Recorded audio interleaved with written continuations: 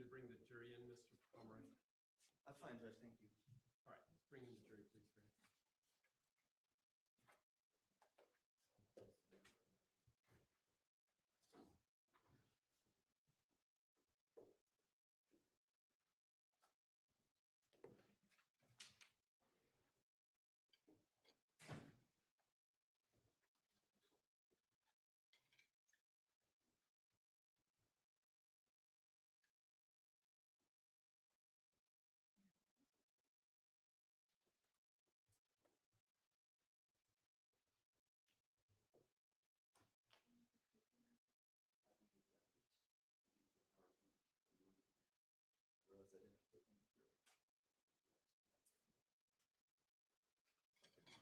All rise for the jury.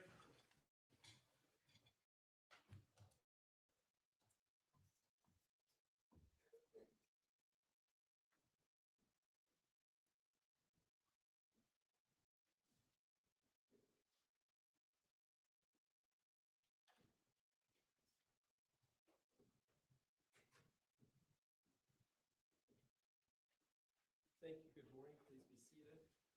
Ladies and gentlemen, the jury on your chairs are the jury instructions for the closing instructions for this trial.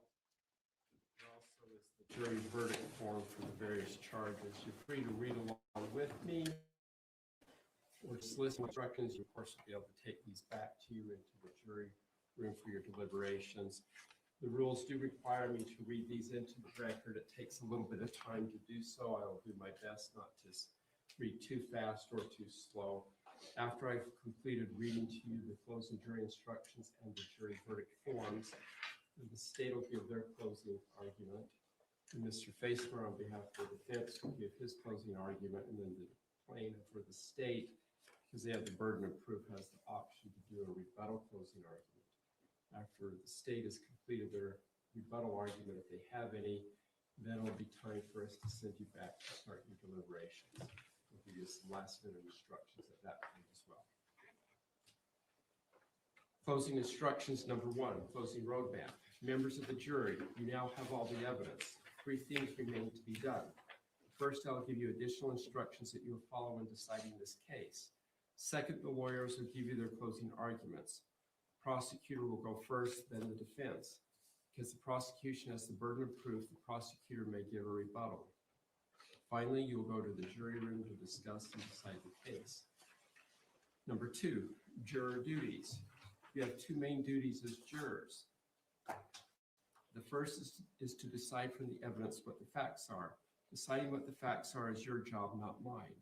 The second duty is to take the law I give you in the instructions, apply it to the facts, and decide if the prosecution has proved the defendant guilty beyond a reasonable doubt. You are bound by your oath to follow the instructions that I give you, even if you personally disagree with them. This includes the instructions I gave you before trial, any instructions I may have given you during the trial, and these instructions. All the instructions are important. You should consider them as a whole. The order in which the instructions are given does not mean that some instructions are more important than others. Whether any particular instruction applies may depend on what you decide are the true facts of the case. If an instruction applies only to facts or circumstances you find do not exist, you may disregard that instruction. Perform your duties fairly. Do not let any bias, sympathy, or prejudice that you may feel toward one side or the other influence your decision in any way. You must also not let yourselves be influenced by public opinion. Number 3, closing arguments. When the lawyers give their closing arguments, keep in mind that they are advocating their views of the case. What they say during their closing arguments is not evidence. If the lawyers say anything about the evidence that conflicts with what you remember, you are to rely on your memory of the evidence. If they say anything about the law that conflicts with these instructions, you are to rely on these instructions. Number 4, legal rulings. During the trial, I've made certain rulings. I made those rulings based on the law and not because I favor one side or the other. However, if I sustained an objection, if I did not accept evidence offered by one side or the other, or if I ordered that certain testimony be stricken, then you must not consider those things in reaching your verdict. Number 5, judicial neutrality. As the judge, I am neutral. If I've said or done anything that makes you think I favor one side or the other, that was not my intention. Do not interpret anything I've done as indicating that I have any particular view of the evidence or the decision you should reach. Number 6, evidence closing.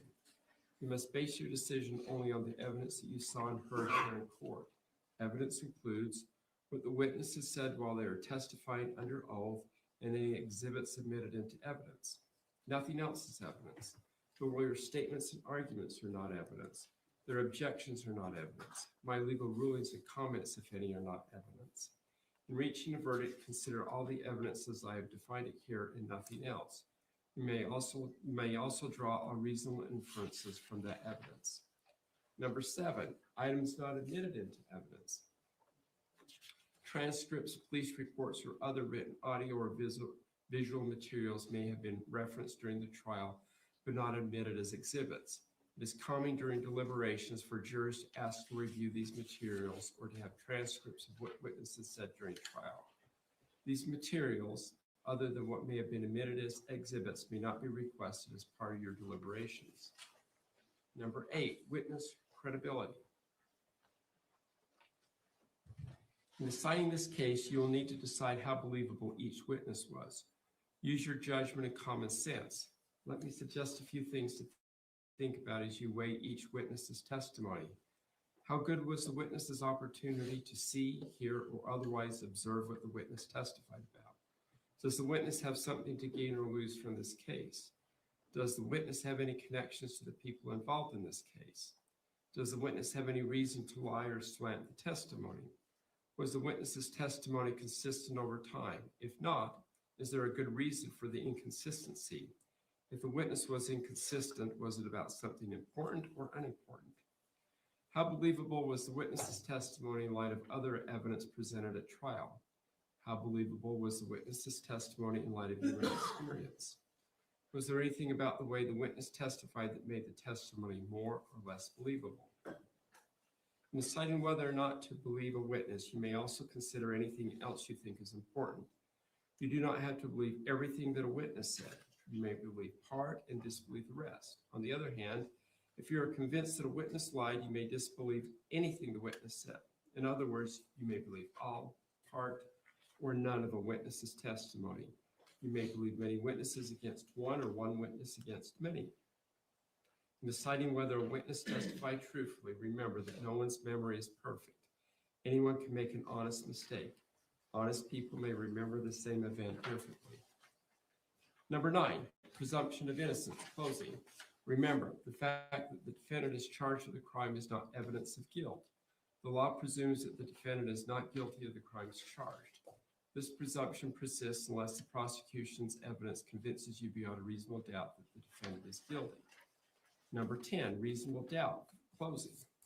As I instructed you before, proof beyond a reasonable doubt is proof that leaves you firmly convinced of the defendant's guilt. There are very few things in this world that we know with absolute certainty. And in criminal cases, the law does not require proof that overcomes every possible doubt. If the evidence leaves you firmly convinced that the defendant is guilty of the crime charged, you must find the defendant guilty. On the other hand, if there is a real possibility that she is not guilty, you must give the defendant the benefit of the doubt and return a verdict of not guilty. Number 11, direct and circumstantial evidence. Facts may be proved by direct or circumstantial evidence. The law does not treat one type of evidence as better than the other. Direct evidence can prove a fact by itself. It usually comes from a witness who perceived firsthand the fact in question. For example, if a witness testified he looked outside and saw it was raining, that would be direct evidence that it had rained. Circumstantial evidence is indirect evidence. It usually comes from a witness who perceived a set of related events, but not the fact in question. However, based on that testimony, someone could conclude that the fact in question had occurred. For example, if a witness testified that she looked outside and saw that the ground was wet and people were closing their umbrellas, that would be circumstantial evidence that it had rained. Before you can find the defendant guilty of any charge, there must be enough evidence, direct, circumstantial, or some of both, to convince you of the defendant's guilt beyond a reasonable doubt. It is up to you to decide. Number 12, defendant testifying. The defendant testified at trial. Another instruction mentions some things for you to think about in weighing testimony. Consider those same things in weighing the defendant's testimony. Don't reject the defendant's testimony merely because she is accused of a crime. Number 13, offense requires conduct and mental state. A person cannot be found guilty of a criminal offense unless that person's conduct is prohibited by law and, at the time the conduct occurred, the defendant demonstrated a particular mental state specified by law. Conduct can mean both an act or the failure to act, and the law requires a person to act. As to the mental state requirement, the prosecution must prove that at the time the defendant acted or failed to act, she did so with a particular mental state. For each offense, the law defines what kind of mental state the defendant had to have, if any. For some crimes, the defendant must have acted intentionally or knowingly. For other crimes, it is enough that the defendant acted recklessly with criminal negligence or as some other specified mental state. Later, I will instruct you on the specific conduct and mental state that the prosecution must prove before the defendant can be found guilty of the crimes charged. Number 14, inferring the required mental state. The law requires that the prosecutor prove beyond a reasonable doubt that the defendant acted with a particular mental state. Ordinarily, there is no way that a defendant's mental state can be proved directly, because no one can tell what another person is thinking. A defendant's mental state can be proved indirectly from the surrounding facts and circumstances. This includes things like what the defendant said, what the defendant did, and any other evidence that shows what was in the defendant's mind. 15, motive. The defendant's mental state is not the same as motive. Motive is why a person does something. Motive is not an element of the crimes charged in this case. As a result, the prosecutor does not have to prove why the defendant acted or failed to act. However, a motive or lack of motive may help you determine if the defendant did what she is charged with doing. It may also help you determine what her mental state was at the time. 16, do not consider punishment. In making your decision, do not consider what punishment could result from a verdict of guilty. Your duty is to decide if the defendant is guilty beyond a reasonable doubt. Punishment is not relevant to whether the defendant is guilty or not guilty. Number 17, jury unanimity and deliberations. Because this is a criminal case, every single juror must agree with the verdict before the defendant can be found guilty or not guilty. That is, you must be unanimous in your verdict for each count charged. To help you in reaching unanimous agreement, I recommend that you not commit yourselves to a particular verdict before discussing all the evidence. In addition, you may not use methods of chance, such as drawing straws or flipping a coin.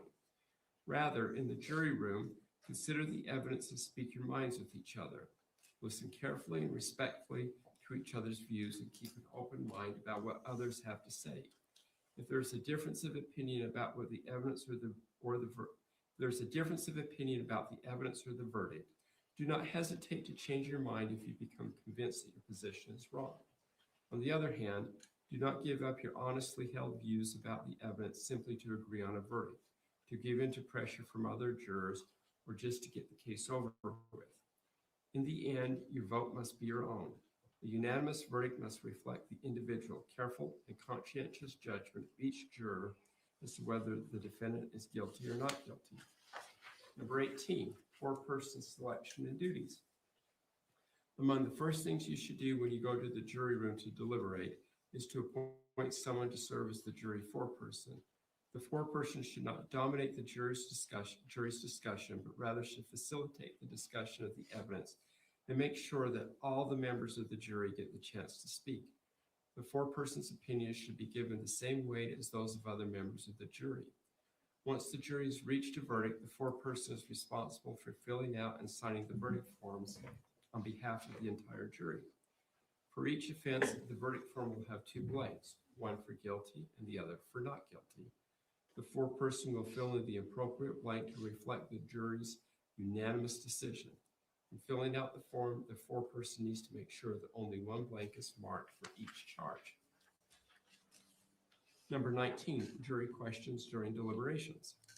These instructions should contain all the information you need to decide this case based upon the evidence. However, if you have a question or need clarification during deliberations, write a note and give it to the bailiff. I will review it with the lawyers. We will answer your question as appropriate. 20, deadlocked juries. The verdict must represent the considered judgment of each juror. In order to return a verdict, it is necessary that each juror agree. The verdict must be unanimous. It is your duty to consult with one another and to deliberate. Your goal should be to reach an agreement if you can do so without surrendering your individual judgment. Each of you must decide the case for yourself, but do so only after impartially considering the evidence with your fellow jurors. Do not hesitate to re-examine your own views and change your position if you are convinced it is mistaken. But do not surrender your honest conviction as to the weight or effect of the evidence solely because of the opinion of your fellow jurors or just to return a verdict. You are judges of the facts. Your sole interest is to determine the truth from the evidence in the case. Number 21, fact versus expert witnesses. There are two types of witnesses, fact witnesses and expert witnesses. Usually a fact witness can testify only about facts that he or she can see, hear, touch, taste, or smell. An expert witness has scientific, technical, or other special knowledge that allows the witness to give an opinion. An expert's knowledge can come from training, education, experience, or skill. Experts can testify about facts, and they can gain their opinions in their areas of expertise. You may have to weigh one expert's opinion against another's. In weighing the opinions of experts, you may look at their qualifications, the reasoning process the experts used, and the overall credibility of their testimony. You may also look at things like bias, consistency, and reputation. Use your common sense in evaluating all witnesses, including expert witnesses. You do not have to accept an expert's opinion. You may accept it all, reject it all, or accept part and reject part. Give it whatever weight you think it deserves. Number 22, law enforcement officer's testimony. You've heard the testimony of a law enforcement officer. The fact that a witness is employed in law enforcement does not mean that his or her testimony deserves more or less consideration than that of any other witness. It is up to you to give the witness's testimony whatever weight you think it deserves. Number 23, stipulation of fact. When lawyers agree that certain facts are true, it is called a stipulation of fact. You must accept any stipulated facts as having been proven. However, the significance of these facts, as with all other facts, is for you to decide. Number 24, multiple defendants or missing defendants. There has been evidence suggesting that persons other than the defendant may have been involved in the crime for which the defendant is on trial. Your duty in this case is to decide only whether the prosecutor has proven beyond a reasonable doubt the guilt of the defendant who is on trial. Number 25, separate consideration of multiple crimes. The defendant has been charged with more than one crime. It is your duty to consider each charge separately. For each crime charged, consider all the evidence related to that charge. Decide whether the prosecution has presented proof beyond a reasonable doubt that the defendant is guilty of that particular crime. Your verdict on one charge does not determine your verdict on any other charge. Number 26, date or time of offense is not an element.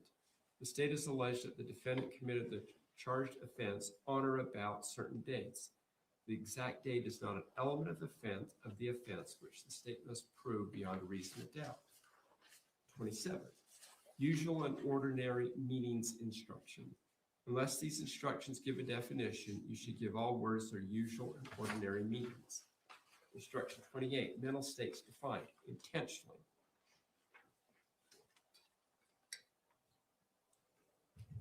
A person acts intentionally or with intent when her conscious objective is to 1, engage in certain conduct, or 2, cause a certain result. Knowingly.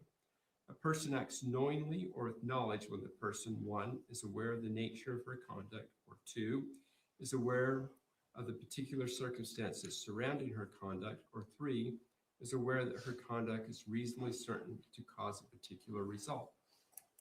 Recklessly.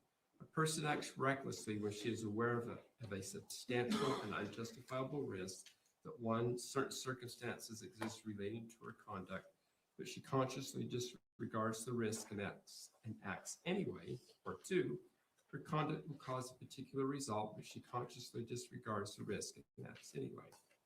The nature and extent of the risk must be of such magnitude that disregarding it is a gross deviation from what an ordinary person would do in that situation.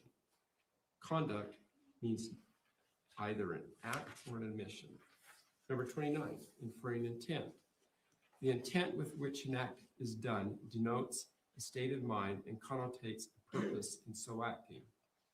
Intent being a state of mind is seldom susceptible of proof by and positive evidence. It must ordinarily be inferred from acts, conduct, statements, and circumstances. Thus, you would be justified in inferring that a person must have intended the natural and probable consequences of any act purposely done by him. 30. Party liability, definition of party to the offense.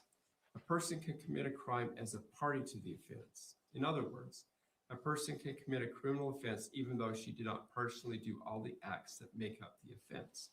Here, Tracy Marie Grist is charged in count 1, 3, 4, and 5 as a party to the offense.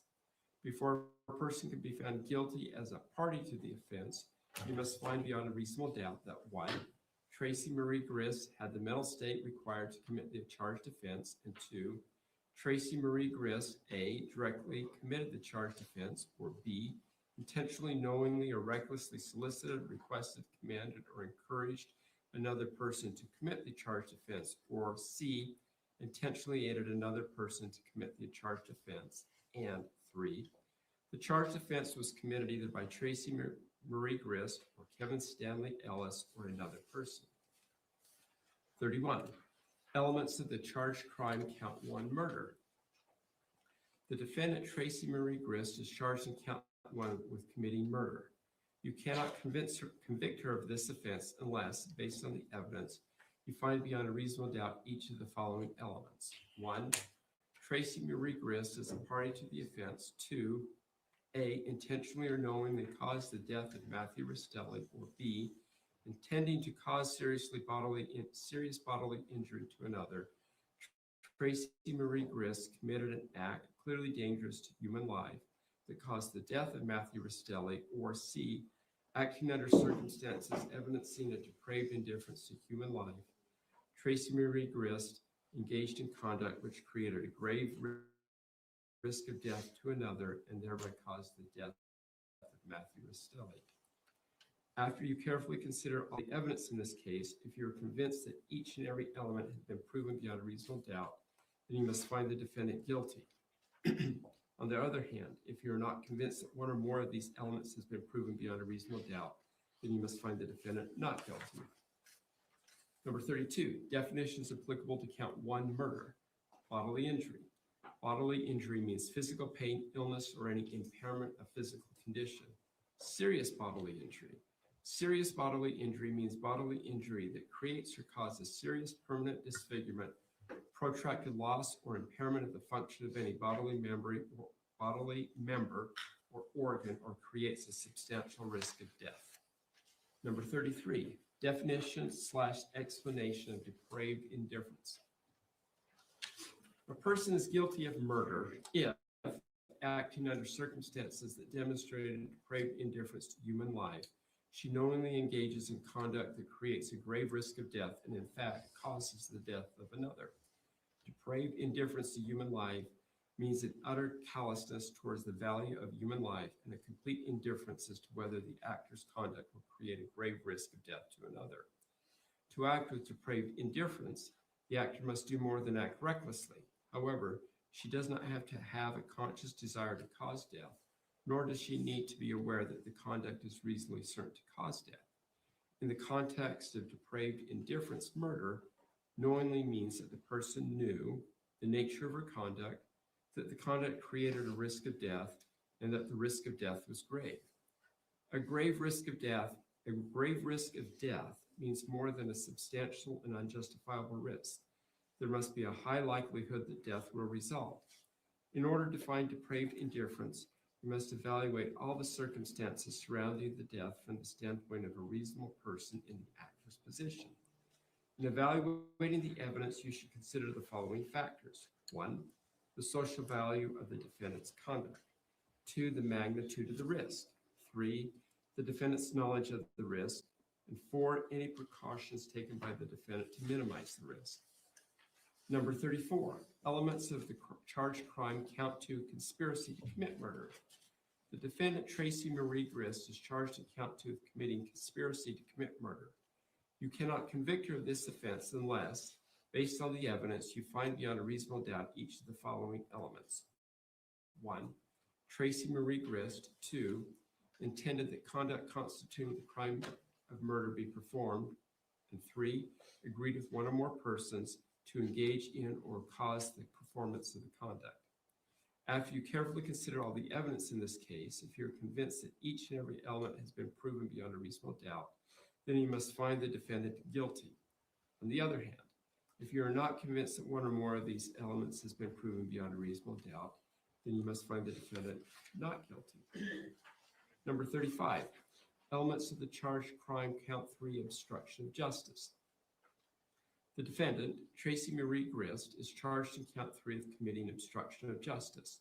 You cannot convict her of this offense unless, based on the evidence, you find beyond a reasonable doubt each of the following elements. 1, Tracy Marie Grist is a party to the offense. 2, intended to hinder, delay, or prevent the investigation, apprehension, prosecution, conviction, or punishment of any person regarding conduct that constituted a criminal offense, and A, altered, destroyed, concealed, or removed any item or other thing, or B, made, presented, or used any item or thing known by the actor to be false, or C, provided false information regarding the suspect or witness, the conduct constituting an offense, or any other material aspect of the investigation. After you carefully consider all the evidence in this case, if you're convinced that each and every element has been proven beyond a reasonable doubt, then you must find the defendant guilty. On the other hand, if you're not convinced that one or more of these elements has been proven beyond a reasonable doubt, then you must find the defendant not guilty. Number 36, jury unanimity for obstruction of justice and the verdict form for count 3. Count 3 charges Tracy Marie Grist with obstruction of justice. The prosecution argues that the defendant may have committed the offense by 1, being a party to planting the knife in Matthew Rastelli's hand, and or 2, making an untruthful statement to 911 or the police that Matthew Rastelli had a knife before Kevin Ellis shot Matthew Rastelli. You may not find Tracy Marie Grist guilty on this account unless you unanimously agree that the prosecution has proven that Tracy Marie Grist committed obstruction of justice in at least one of these specific ways, and you unanimously agree on the specific way in which the defendant committed the offense. If you find Tracy Marie Grist guilty of obstruction of justice, you must record on the verdict form which way or ways you unanimously agree she committed the offense. 37, elements of the crime charged count 4, commission of domestic violence in the presence of a child. The defendant, Tracy Marie Grist, is charged in count 4 of committing to commission of domestic violence in the presence of a child. You cannot convict her of this offense unless, based on the evidence, you find beyond a reasonable doubt each of the following elements. 1, Tracy Marie Grist as a party to the offense. 2, intentionally or knowingly committed murder. 3, in the presence of a child. And 4, Tracy Marie Grist and Matthew Rastelli were cohabitants at the time of the offense. After you carefully consider all the evidence in this case, if you're convinced that each and every element has been proven beyond a reasonable doubt, then you must find the defendant guilty. On the other hand, if you are not convinced that one or more of these elements has been proven beyond a reasonable doubt, then you must find the defendant not guilty. Number 38, element of the crimes charged, count 5, commission of domestic violence in the presence of a child. The defendant, Tracy Marie Grist, is charged in count 5 of committing commission of domestic violence in the presence of a child. You cannot convict her of this offense unless, based on the evidence, you find beyond a reasonable doubt each of the following elements. 1, Tracy Marie Grist as a party to the offense. 2, intentionally or knowingly committed murder. 3, in the presence of a child. And 4, Tracy Marie Grist and Matthew Rastelli were cohabitants at the time of the offense. After you carefully consider all the evidence in this case, if you're convinced that each and every element has been proven beyond a reasonable doubt, then you must find the defendant guilty. On the other hand, if you're not convinced that one or more of these elements has been proven beyond a reasonable doubt, then you must find the defendant not guilty. Number 39, stipulation of fact regarding cohabitation.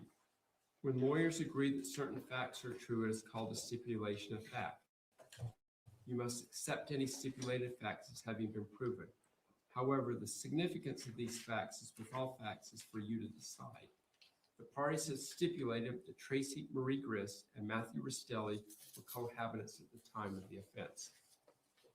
Number 40, definitions applicable to counts 4 and 5, commission of domestic violence in the presence of a child.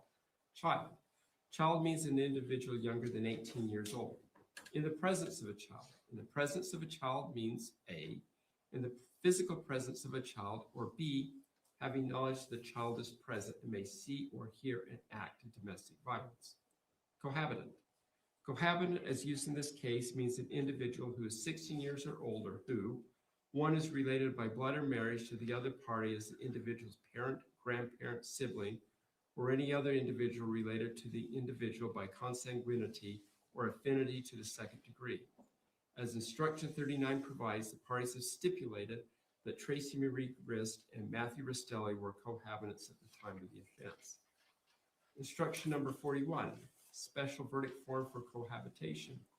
If you determine beyond a reasonable doubt that Tracy Marie Grist committed either murder count 1, conspiracy to commit murder count 2, domestic violence in the presence of a child count 4, or domestic violence in the presence of a child count 5, you must complete the special verdict form titled Special Verdict Form for Cohabitant. Number 42, jury unanimity, multiple offenses with identical elements. The prosecution is charged in count 4 and count 5 that Tracy Marie Grist committed commission of domestic violence in the presence of a child multiple times. Although each of these counts has similar or identical elements, you must consider each count separately and render unanimous agreement on whether Tracy Marie Grist is guilty or not guilty of each individual count. You may not find the defendant guilty of any count unless you unanimously agree the prosecution has proven the specific act and the elements of the offense for each count, and you unanimously agree the prosecution has proven all other elements of the count. You may find the defendant guilty of all of these counts, none of these counts, only some of these counts, but for each count, your decision must be unanimous. In this case, count 4 is based on the alleged conduct of committing the offense in the presence of SR. Count 5 is based on the alleged conduct of committing the offense in the presence of CR. I'll now read to you the various verdict forms. In the 4th District Court, Provo, Utah County, State of Utah plaintiff versus Tracy Marie Grist, defendant. Verdict form for count 1, case number 2411-01170, Judge Roger W. Griffin. As to count 1, we, the jury, impaneled in the above entitled cause, find the defendant as to count 1, murder is charged in the information, blank guilty or blank not guilty. And then below that is a line with the jury foreperson. The jury foreperson will select the correct answer and then sign their name and put their juror number by their name. The next jury verdict form.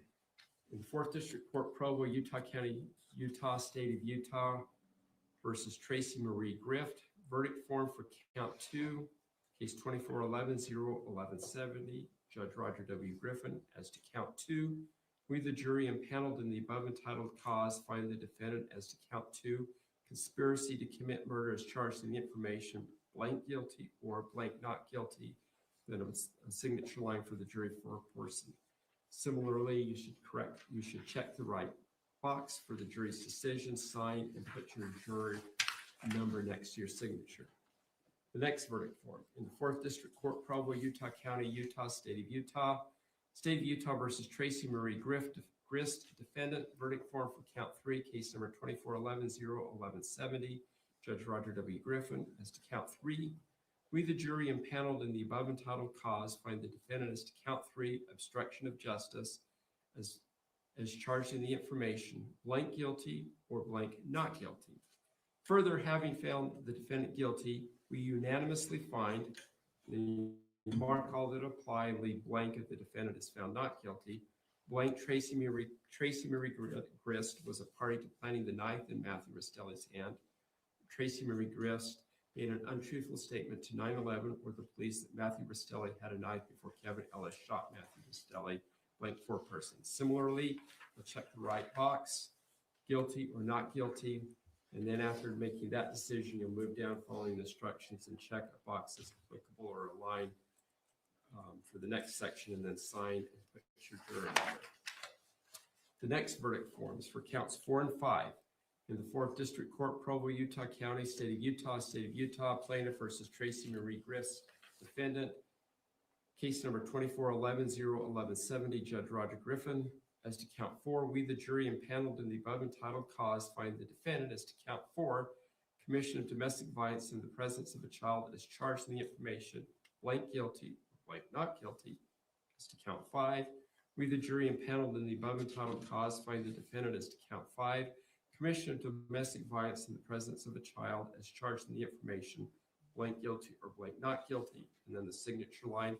Once again, the jury foreperson will select the correct answer for each count, then sign and put their juror number next to their signature. Then we have the special verdict form. In the 4th District Court, Provo, Utah County, State of Utah plaintiff versus Tracy Marie Griss, defendant. Special verdict form for cohabitation, case number 24-11-01170, Judge Roger W. Griffin. As to count 1, 2, 4, or 5, we, the jury impaneled in the above entitled cause, find at the time of the offenses in count 1, 2, 4, or 5 that Tracy Marie Griss and Matthew Rastelli were blank cohabitants or blank not cohabitants. Following the instructions, select the right answer, then the jury foreperson will sign and put their name and their jury number on that line. That concludes the final jury instructions. Mr. Pomeroy, I believe you have the state's closing. Thank you, Your Honor. It's not already maybe published to the jury. I'm sorry, what did you say? Just publishing the presentation to the jury. Okay, thank you. Is the audio good? Okay. Yes.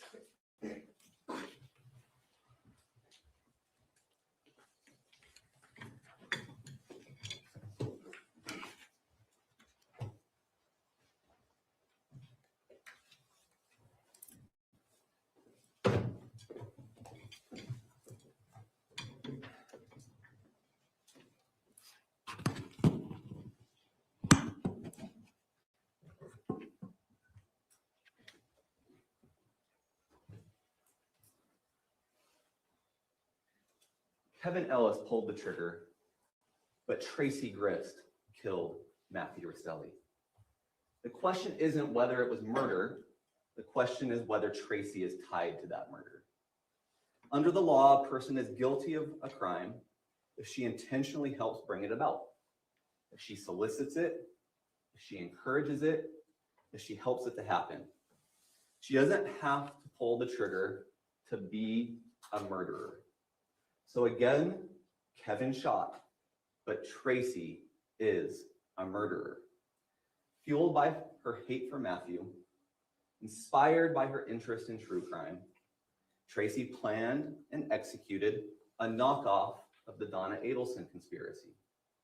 After all, as Tracy herself put it, sometimes you have to color outside the lines.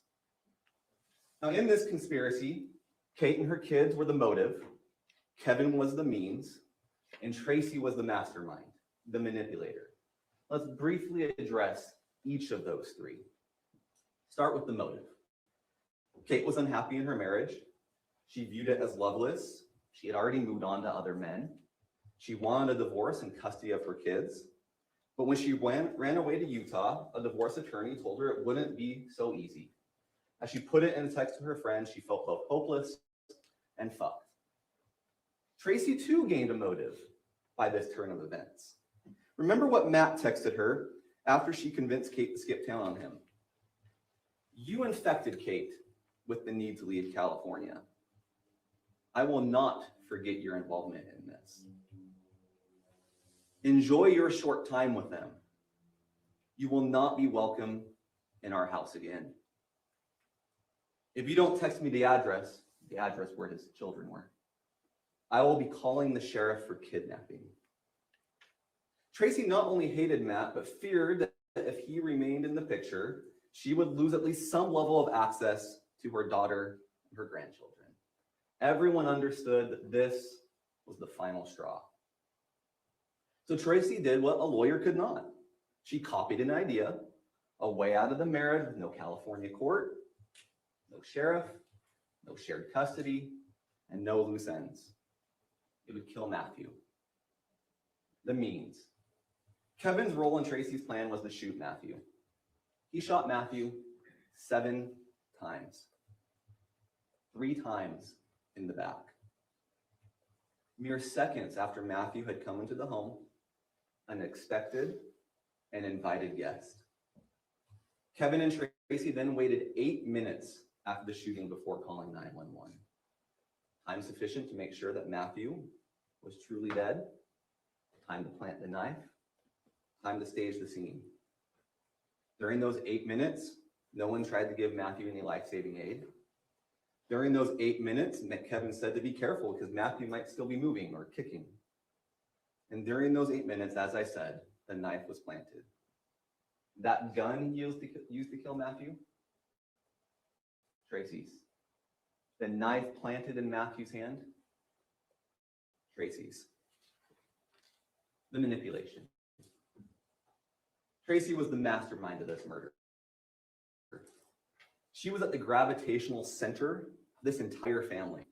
She was the one who got each and every family member to carry out their needed part. And certainly some of them did so unwittingly as to what Tracy's ultimate goal was. She was the connection between Kate and Kevin. You heard they didn't really have much of a relationship before Kate fled with the children to Utah. She was literally the voice in Kate's ear, telling Kate what to say when Kate was speaking on the phone to Diane, Matthew's mother. She dictated to Kate what Kate should say or text to Matthew as Kate was luring him to Utah and inside the home. And Tracy was metaphorically the voice on Kate's shoulder as she convinced her that this was the way out. She manipulated Kevin. She preyed on his protective instincts for Kate, but more importantly, his instincts for those 2 children. She pressured him into ambushing, shooting, and killing Matthew. So she manipulated Rachel to get Rory and Jake out of the house so they wouldn't be witnesses. She manipulated Rachel to be the lookout, feed updates as Matt drove to Utah. Remember the messages Rachel sent both Kevin and Tracy just a few minutes before the murder? Orem, find mine. She was also the one who had Rachel tell Tim he wouldn't be needed that night. Why not? Because the plan Tim knew about, just to be the peacemaker, to be a presence during a conversation, that had changed. Tim wouldn't be needed to keep the peace because Tracy didn't need him to keep the peace. She didn't want him to keep the peace. She intended for Kevin to shoot Matthew, and the fewer witnesses, the better. And Tracy worked with Tara Lynn to help plant a false story of reconciliation in their text messages, presumably for the police to find. You saw Kate testify. She may have wanted Matthew out of the picture. We can be real. We can use our common sense. It was obvious that Kate was not capable of planning or carrying out this murdering conspiracy by herself. You heard Kevin's word. Whose idea was this? Tracy's idea. At the beginning of this trial, my colleague asked you to follow the evidence. Not what he said, not what opposing counsel said, not what I say, but what the evidence says. He asked you to consider several questions as you sat throughout this trial. Did Tracy Grist cause the death of Matthew Rosselli? Did Tracy agree with Catherine and or Kevin to kill Matthew? Did Tracy help plant the knife or plant the knife? In a moment, we will review the evidence together to see what answers it gives us to these questions. But first, I want to review just a few of the instructions Judge Griffin just gave you, because the law he gave you will help you determine which narrative is letting the facts speak for themselves and which narrative is distorting the facts to fit a story that does not reflect the reality of what happened.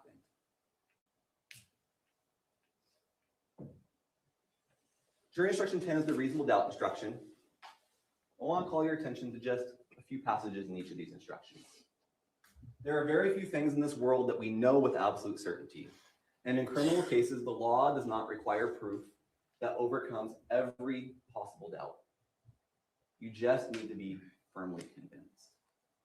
And if I say anything in this closing argument that makes it seem I'm undercutting that, I'm not. If I say anything, a slip of a tongue that makes it seem like I'm shifting the burden to the defendant, I am not. She has no burden. The state has the burden. But be clear on what the burden is. You only have to be firmly convinced, not the shadow of a doubt or some other standard. What is that evidence? Evidence includes what the witnesses said while testifying under oath, and any exhibits admitted into evidence, as noted, the lawyer's statements, the arguments, those are not evidence. But this is important. This is what I want to draw your attention to. You may draw all reasonable inferences from that evidence. And there are many reasonable inferences for you to draw in this case. You may ask, is some evidence better than other evidence? Facts may be proved by direct evidence or circumstantial evidence. The law does not treat any one type of evidence better than the other. It's for you to apply your judgment and common sense on how you wish to weigh the evidence. Similarly, how do you decide if a witness is credible? I obviously couldn't put the entire instruction on here, but the key passages: use your judgment and common sense. You may consider anything that you think is important in weighing the credibility of witnesses. And this is key. You may believe all, part, or none of a witness's testimony. With at least 2 witnesses, there are reasons to believe only parts of what they told you. We'll come back to that. Now, what must be proven?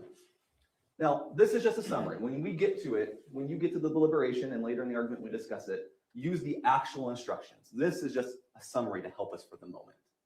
I want to call your attention to the 4 different charges. One of them, domestic violence in the presence of a child, there's 2 counts for each of the 2 children. But you'll notice that murder, as a party to the offense, did Tracy Grist cause the death of Matthew? Obstruction, as a party to the offense, did Tracy plant the knife or make an untruthful statement to police or 911? Domestic violence in the presence of a child, as a party to the offense, did Tracy Grist commit the murder in the presence of the children? And then conspiracy is slightly different. Tracy Grist, intending that the crime be performed, agreed with 1 or more persons to engage or cause the performance. 3 of these charges have that language as a party to the offense. And that's important to look at for a moment. What does that mean? How can you be a party to the offense? If she has the mental state required for the offense, that's something the instruction will tell you a little bit more about in a moment. If she directly commits it, or if she solicits it, or requests it, or commands it, or encourages it, or intentionally aids it, she's just as guilty as the person who actually did it. So if she solicited, requested, commanded, encouraged, or aided Kevin in shooting Matthew, she's guilty of murder. The same for the obstruction, and the same for the domestic violence in the presence of a child. Now, with this law in mind, I want to review the facts together with you.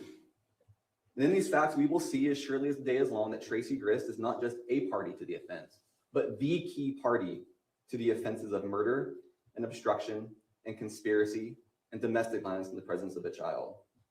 Now, we admitted a lot of exhibits in this case, a substantial amount. And this is just the documentary evidence, not to mention the videos, not to mention the audio. And I thank you in advance for your patience as we go through some of that. We don't have time to go through all of that. You can choose in your deliberations to go through all of it. I want to highlight the key points for you. Let's turn to the evidence. We begin with a more in-depth look at the development of the motive and origins of this conspiracy. Now, as you've heard, Matthew and Kate married in 2016, and they lived in California. They certainly had their issues. It's called a toxic relationship during trial. Regardless, by early 2024, that relationship was strained. Kate was unhappy. She viewed it as loveless. She had already had an affair, or as she called it, stepping out on the marriage. And that was a point of conflict between her and Matthew. You saw the evidence. In January 2024, Kate confided to her mother that she wanted out of the marriage. They've been fighting so much. I want out. By May, texts between Kate and Tracy again reflect continued frustration and unhappiness. I hate my life. I hate to have kids with him. This is so bad. I hate him so much. Essentially disappearing without warning on June 20th, 2024. She took their two young children to live at her mother's house, Tracy, in American Fork, Utah, driving the rental car that Tracy paid for and arranged for her to have. After Kate came to Utah, she and the Grist family learned that separating from Matthew and getting custody of the children wouldn't be very clear-cut. It would be very difficult. The biggest problem was that California still had legal jurisdiction over the children and the marriage. You heard Kate's recorded conversation with the lawyer that she shared with the family, where she learned the reality of their situation. As Kate summarized to her friend, honestly, I'm fucked. Just dumb California law. I just feel hopeless. So the evidence is clear about the development of Kate's motive. But in the evidence, we can also see the development of Tracy's motive and thoughts in parallel to Kate. In January, when Kate confided to her mother that she wanted out of the marriage that they'd been fighting, how did Tracy respond? She called Matt. She threatened him, even though, as she puts it, she was just watering down her words. And then Kate said, "Don't call him." And she replied that she wouldn't. "I'll just drive 9 hours and strangle him. Fuck him." By May, Kate had again confided that she hates her life. This was May 22nd. And the next day, Tracy searches the web for mountain lion. Searches the web for this. What scent attracts mountain lions to humans? Tracy says, this is just a joke. I don't know about you. I've never had Google laugh at one of my searches before. This was for her and her alone. That same day, Tracy flew to California for a short visit to attend her friend Amy's celebration of life. She returned home on May 30th, and then shortly thereafter, she starts days of texts and searches that aren't just coincidence, but rather show what Tracy thinks of Matthew and what's on her mind at this point in time. So on June 4th, around 6:02 p.m., Tracy reaches out to her daughter, Tara Lynn. "Can you talk?" So mad at Matt. So mad.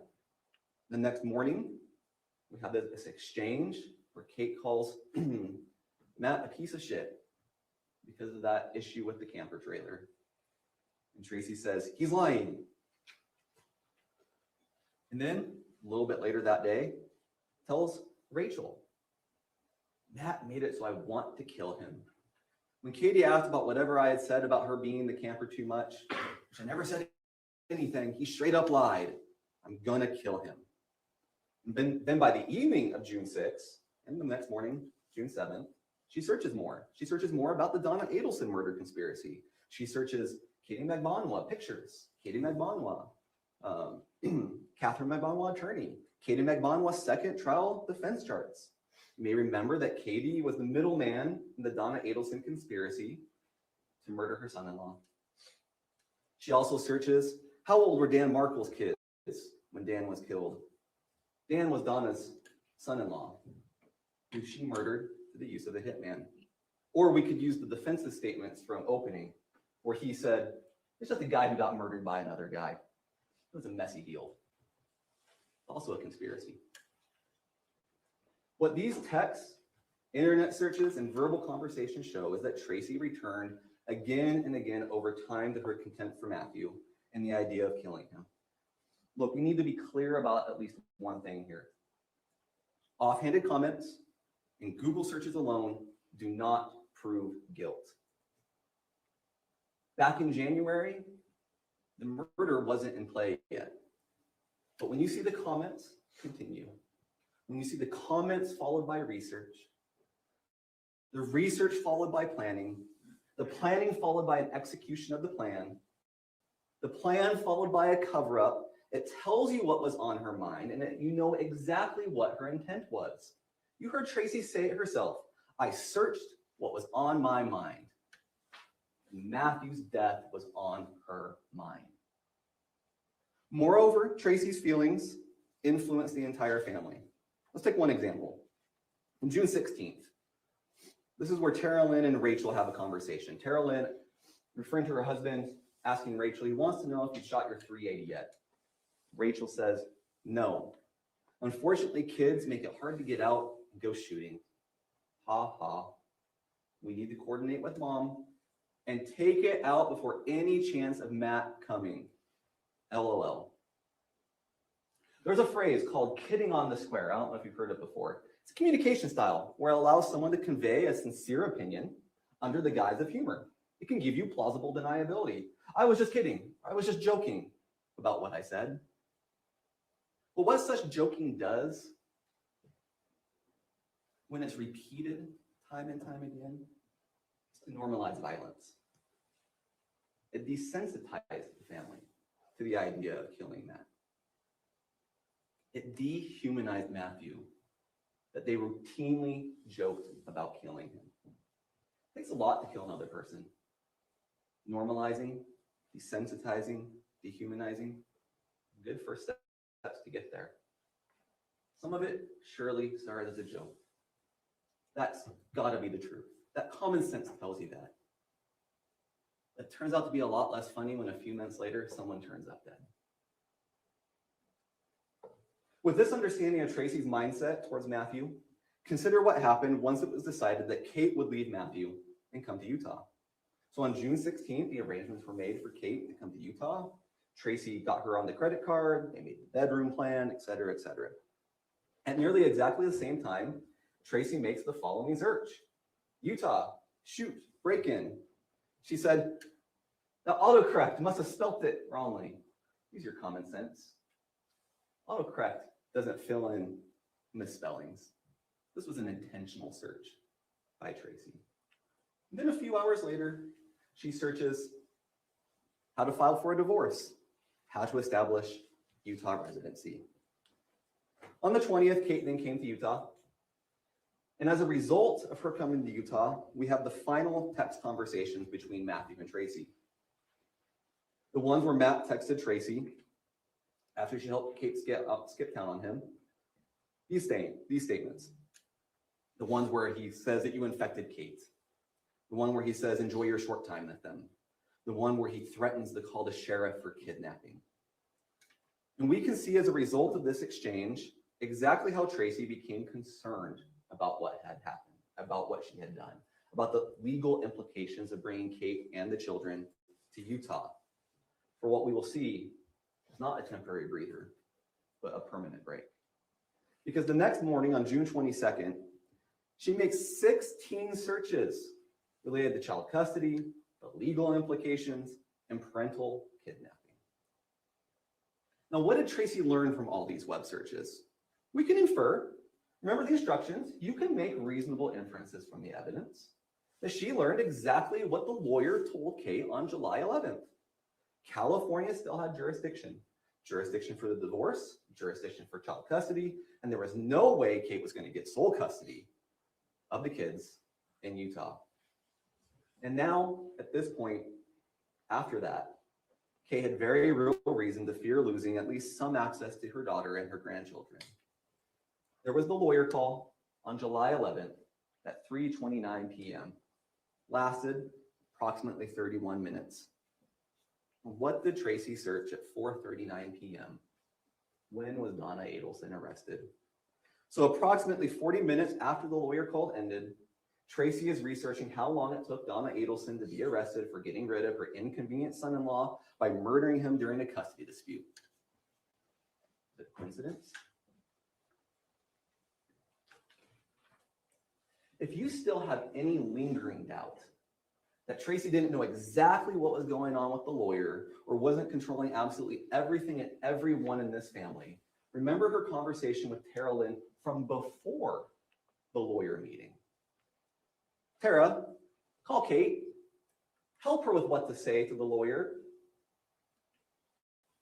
She's happy about not going back, and she needs to take legal steps now. School starts soonish, July 1st. Does this sound temporary to you? Tracy knows Kate isn't going back, even if she testified otherwise. She directs both Tara and Kate on what to do. And let's be real, kids don't need to be registered for school in Utah if they're going home to California. What else Tracy say? Next day, I'll listen to the lawyer call and report. So what do we know? We know in Tracy's own words that she had contempt for Matt, hated Matt, disliked Matt. Use your adjective of choice.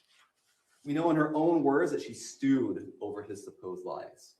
We know in her own words that she repeatedly joked. She discussed killing him, harming him. We know in her own words that she was well acquainted with murder conspiracies. We know in her own words that she was researching about shooting intruders. We know in her own words, after Matthew threatened to call the sheriff over kidnapping, that she was concerned about parental kidnapping and the legal implications. And we know the lawyer told the family that this wasn't a legal battle they were going to win. Was there an initial plan for this family, for Kate, to pursue a divorce? Yes, that was the initial plan. But by this point, by July 11th, the backup plan took priority for Tracy, Kate, and Kevin. A way out. But that way out was to get Matthew out of the picture permanently. I want to remind you of one more thing on this point before we move on. Kate testified that the conspiracy first came together about a week to a week and a half after she got to Utah on the 20th. You should believe Kate to the extent you can corroborate Kate. We can corroborate this point at least. The Tara Kate messages were July 11th, a little bit more than a week and a half. What do we have here? On June 21st, Tracy told Kevin about the sheriff and the kidnapping issue, forwarded the message, and how did Kevin respond? How about no? They're not worried about Kevin. Sorry, they're not worried about Matt. And on the 26th, Kate texts Kevin, what day are you coming back? Wondering for Olaf, nickname for Matt. If I have to rush back, I can make that happen. June 29th, that week to week and a half. What did Tracy tell her sister and her brother? I want him to show up. He still thinks it's only for another week. And of course she wanted him to show up. You can't remove Matt from the equation if he's not there. In the end, whatever the exact moment was that the plan came together, whatever the exact moment the agreement was made, after the afternoon of July 11th, the die were cast. The loose strands of Tracy's ill will towards Matt, the lingering thoughts of harming him, the inspiration from another murder case, were woven together in that final day and a half into a conspiracy that culminated when Kevin shot Matthew. And if you believe at any point in time, whether it was an hour, a day, or a month before the murder, that there was an agreement, that is conspiracy, and Tracy is guilty of the conspiracy and the murder. Now, to be sure, this was a poorly executed conspiracy with an even worse cover-up, what the defense called the messiest conspiracy. But a messy conspiracy is a conspiracy nonetheless. So now we are going to move to the execution of the conspiracy and its unraveling. The evidence of it, at least in retrospect, can be broken down into 4 phases. And so that's how I'll break it down for you today. They had to lure Matthew to Utah. They had to funnel him or get him inside Tracy's home. They had to ambush him and cover it up. So phase 1, luring Matt to Utah. We've already acknowledged this. For this to work, Matt has to come to Utah. But we also know Matt doesn't want to drive out to Utah. Kate had come to Utah under that guise of the temporary breather. Matt wanted Kate and the kids to come home to California and tried to assist Kate in coming without him traveling too.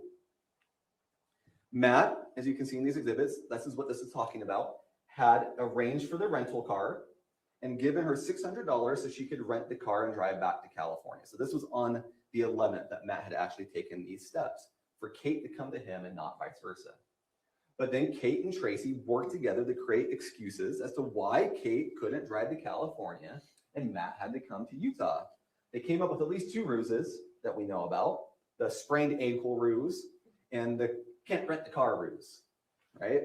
And so you can see on here the development, or not necessarily the development, but the evidence of the spraining of the ankle ruse. There's a discussion about the car rental and what does mama say? Plus, you're gonna sprain that ankle.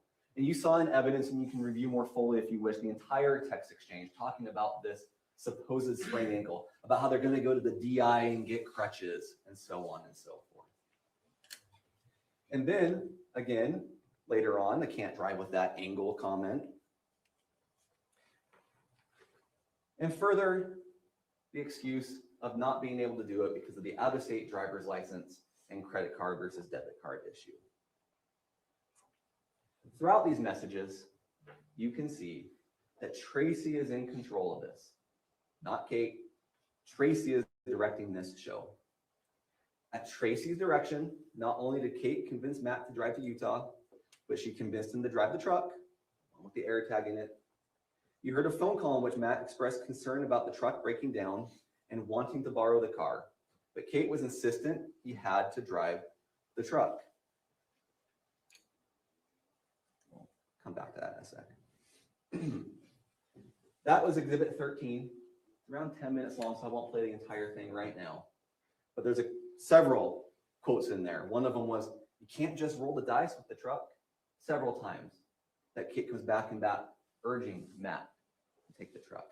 And you know why, because the air tag that had been hidden inside the truck in the bin under the pile of trash. One, Matthew didn't know was there, partially because of the trash and partially because he had the Android phone and wouldn't see it. Now, Tracy, Kevin, Rachel, and Tara Lynn, unlike Matt, could and did track the air tag, including when Matthew came to Utah. We'll just go over a few examples, right? Okay, so here is Tara Lynn telling Kate to hide the air tag in the truck. Then we see the group message that was created between Tracy, Kate, Tara Lynn, and Rachel, where they're all tracking Matthew. Comments are made during this discussion. But you might break down the desert, ha ha ha ha. At least we can watch it. We'll watch it because they can track it. And that was Tara Lynn saying that. Rachel responds, at least we'll be able to track the truck as long as the air tag stays there. We have elsewhere, a few days later, Kevin tracking Matt, telling Kate, hey, the tag is still active. And here's a screenshot of his current location. Even Kelly, Tracy's sister, knows that she's tracking Matt. Have you been getting hits from the air tag in the truck? You can infer Tracy told her about it. Despite Kate convincing Matt to drive to Utah in this trackable truck, there was another problem. Matt was reluctant to come inside the house. There was a few reasons for this. One, he didn't want to turn off the truck because of the whole starter issue and the concern of would it turn back on. But the evidence also shows it was just because of what his purpose was. He just wanted to pick up the kids, get his little family, get him in the truck, and go home to California.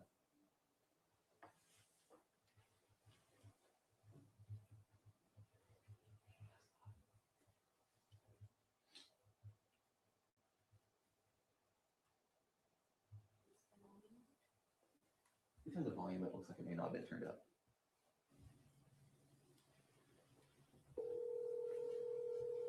Yeah, what's going on? Good, how are you? Pretty good, what's going on? I just called to see how your drive is going. I'm just passing that abandoned water park. Oh, fun, cool. Yeah, I just like ran out looking at it. Yeah, my mom said if you're too tired, when you get here, that you can always sleep here. She said she'll keep her distance. She'll actually be asleep. Oh my gosh, I'm just not gonna talk, that's all. Okay, or if we want, we can get a hotel. She said she'll give us $100 towards it. No, it's not like that. I just wanna see my baby, see you. I brought my pillow and everything else. Right. So I'm really worried about it. So, what do you want to do? I want you to be comfortable. I will be, Okay. once I have my family. Okay, well, good. Oh, I Okay, want. awesome. Yeah. So, cool. I'll just keep Awesome. trucking along here. The morning started with these text messages. Good morning, getting up and getting moving. Exciting for today. That's what Kate told him. He responds, I'm over the moon. Can't wait to hug and kiss you all. You have other phone calls in the record that you can listen to from the morning. That last phone call you just heard was at 2:20 afternoon. There's another one around 8:15 p.m. You can listen to all of them if you want. You'll notice Matt's not agitated. Matt's excited about seeing his family, seeing his baby, going home. Completely different than the testimony you heard from Tracy that he was agitated, and that explains what happened. Not what explains what happened. Anyways, Matthew didn't want to go in Tracy's home. He didn't want that confrontation. He didn't want to turn off the car as we discussed. He just wanted to load quickly and go home.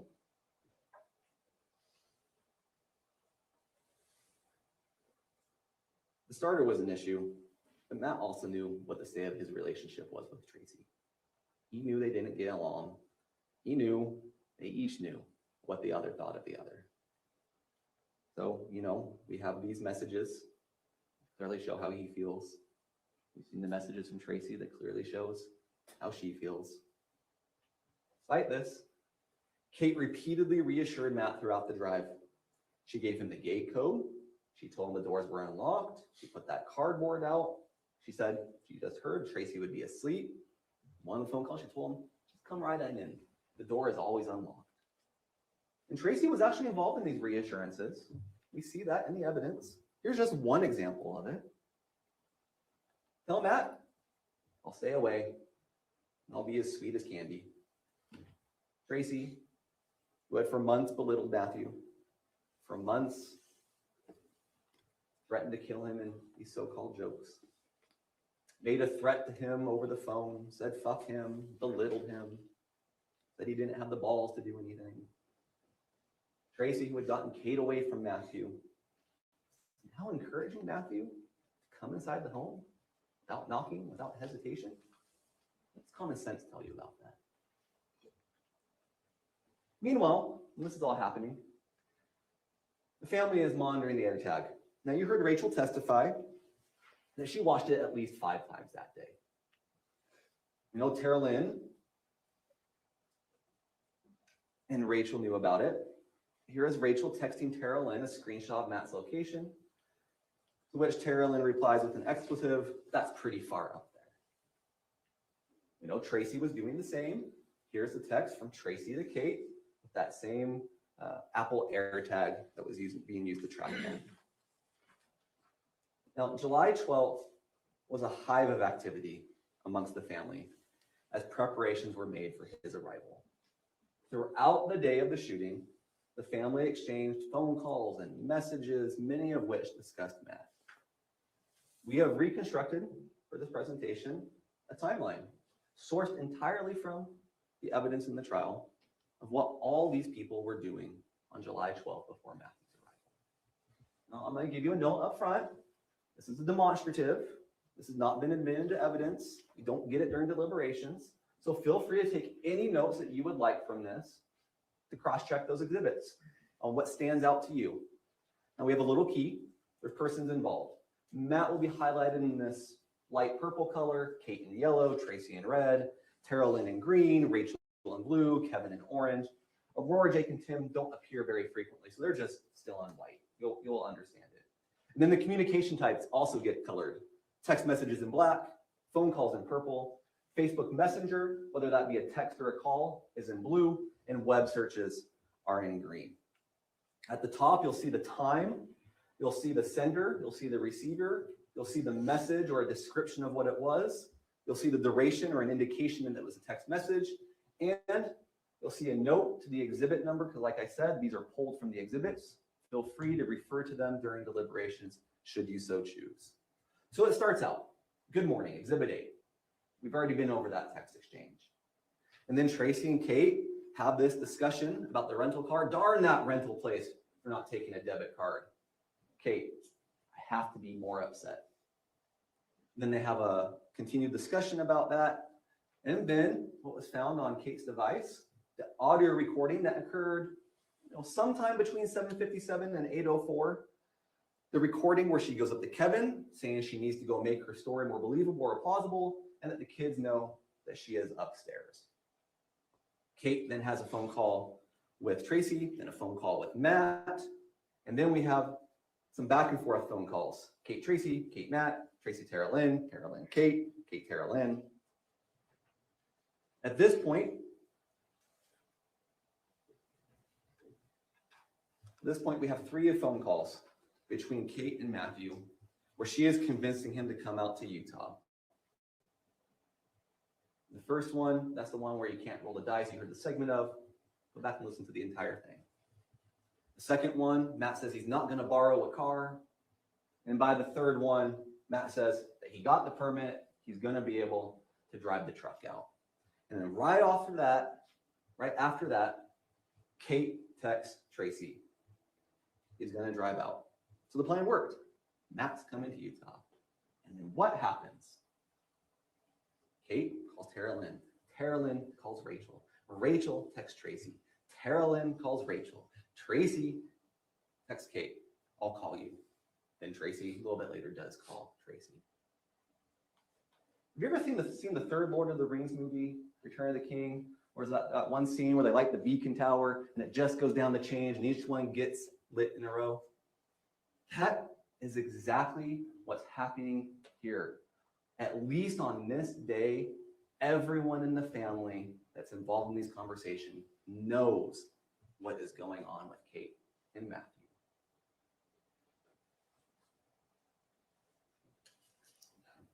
And then we have that text message we already looked at where Tracy shows the AirTag location. And then we have a phone call between Matt and Kate where Kate confirms that Matthew is coming inside.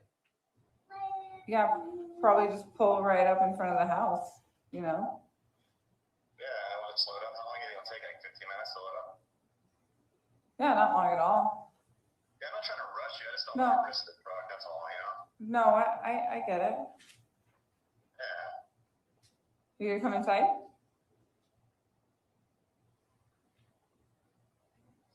Are you gonna come inside and help me load up? Yeah. Okay.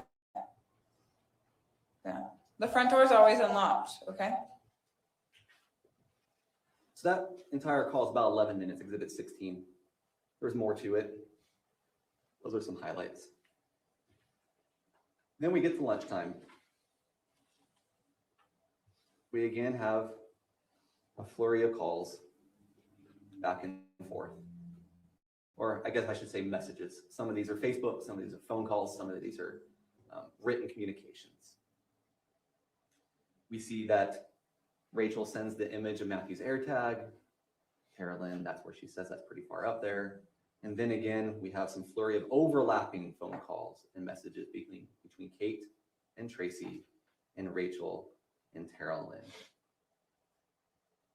And then right at the end of this back and forth, you'll see at 12:58, there's a phone call between Tracy and Kate while on the phone with Rachel. We're not sure if that's a 3-way or if Rachel's put on a hold at this point.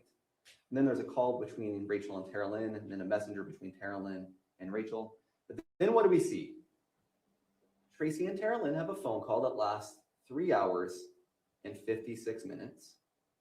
Then they have a phone call through the Facebook app for 30 minutes and 30 seconds. And then immediately after that, over 30 minutes of communication, they have a text exchange. And I submit to you that this text exchange is completely out of place to the tenor of everything else. In this text message, they continue going on about how happy they are that Kate is going back. I was calling to let you know that Matt is headed out. She already knew by that point. To pick up Katie and the kiddos. Your phone is kind of annoying because I came and had a normal conversation with you. She's going to try to make it work and be a positive experience. I told her I'm a little nervous. Heart emoji to Tracy's first message. I know he's trying, but I'm nervous and trepidation for sure. I support her completely. I really need you to support her because she is on the fence and she needs our love and support to do so for the kiddos. Tracy continues, my only prayer today is he's peaceful and continues to be peaceful. With her, nachos, but she corrects it. Sorry, the month to months, so I'll read it corrected. With her, nachos on the drive back from California, but also in the months to come, so not just. And then Tara Lynn responds, from what Kate was telling me, it sounds like he's gotten sober and is really trying. I'm still worried about his temper. I'm still hoping that he's really had a change of heart in the last couple of weeks. I'll definitely try to be supportive. It does make me nervous though, because he says one thing and then he just does another. Mentioning to throughout all of this, it's not Matt who said one thing and did another. Tracy, I love you. Tara Lynn, I know that them working this out would be the best for everybody, and I will support her no matter what. Sorry my reception is so crappy. I would have loved to have this conversation with you on the phone. Just on the phone for nearly 35 minutes. Tracy, I love you, and all I care about is that she is happy and that the kids are happy, and I feel like her giving this another chance, especially after she came out for some time to think. It continues. The hardest part, they continue this another page or two. Tracy discussed about how she would just stay out of the way unless Matt wants to come in and say hi. I'll give them space. I feel like Matt is not happy with me. And I'll let Katie stay with us. So I'll be fine. As time goes on, I'll be fine. Probably for the best, and so on and so on. Discussion of marriage counseling. The excitement of seeing his family will be just all he's thinking about. Same. Oh gosh, don't say that, Tracy says. If he stews on the whole drive, that would not be good. I pray to God he's only excited to hug those babies. 100%, Tracy says to that. Tracy continues, hey there, I need to focus, so I love you, and I'll talk to you later. And I do not like that. Your phone is ridiculous right now. I can't imagine how you might be feeling about that dang phone. You probably want to throw it across the room. Tara Lynn, I know, I feel like you only want to see the good side of things sometimes. And I hope that you're right about that things go well. For real, I'll let you work. But thank you for taking the time to text with me. I feel so isolated with my reception being so expletive. We know she's free to use expletives in so many other communications. She edited this one for some reason. Yet one more reason to show this is a ruse, this is planted. Does anyone really believe this? This is completely incredulous. Here's another one that we know that they knew that Kate wasn't going back. Tell everyone not to engage with Matt. There won't be us after this deceptive mood. Great. That's kind of the plan, dude. That's kind of the plan, dude. There won't be us after this.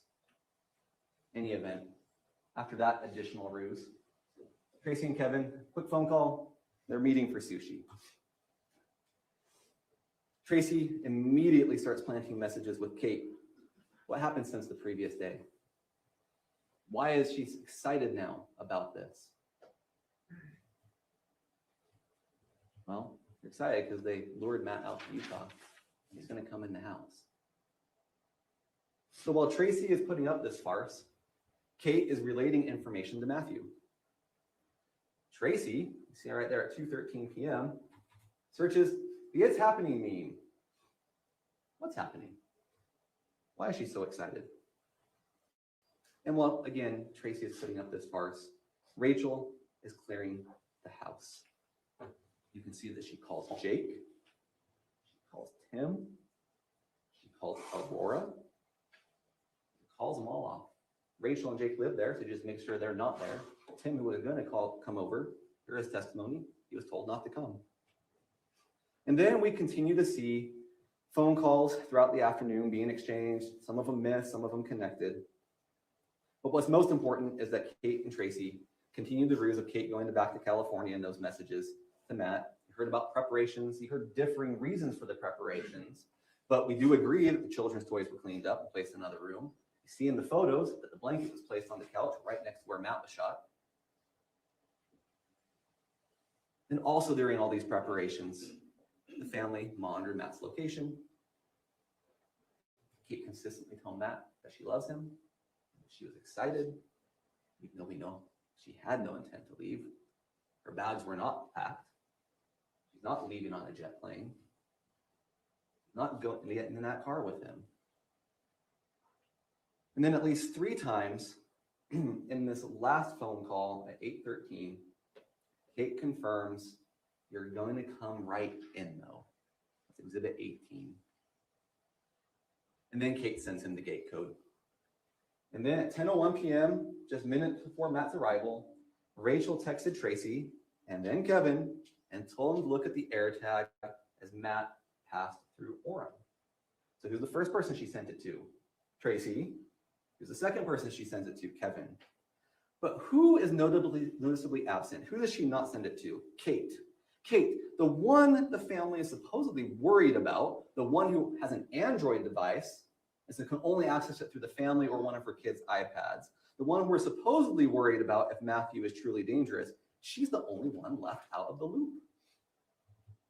Now finally, one last point. You called me. Skip the wrong way. One last point before we move on. We color coded this for you.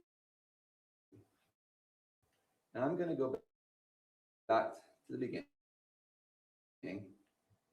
You'll see in red. There it is. Here's the beginning. Tracy's in red. There she is. There she is. There she is. There she is. There she is again. Tracy. Tracy everywhere. More Tracy. She is everywhere because she is everywhere. Tracy is the hub in the middle, and her children are the spokes. She's the mission control. She's orchestrating the entire plot. She agreed with Kate to have her, Kate, lure Matthew to Utah and come inside the house. She agreed with Kevin to have him lie in wait and shoot. And then she had Rachel get Rory and Jake out of the house and call Tim up and track Matt's location.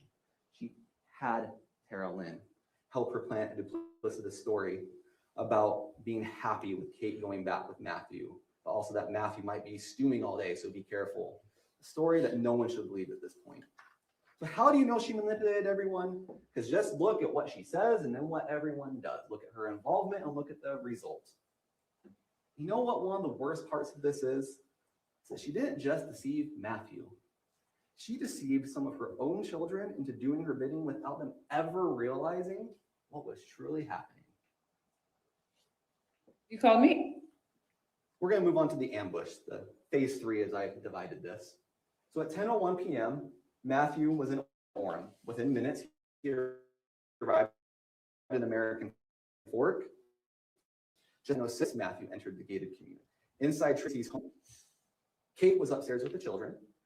Tracy waited in the kitchen, and Kevin had put on a holster and Tracy's gun in preparation for Matthew's arrival.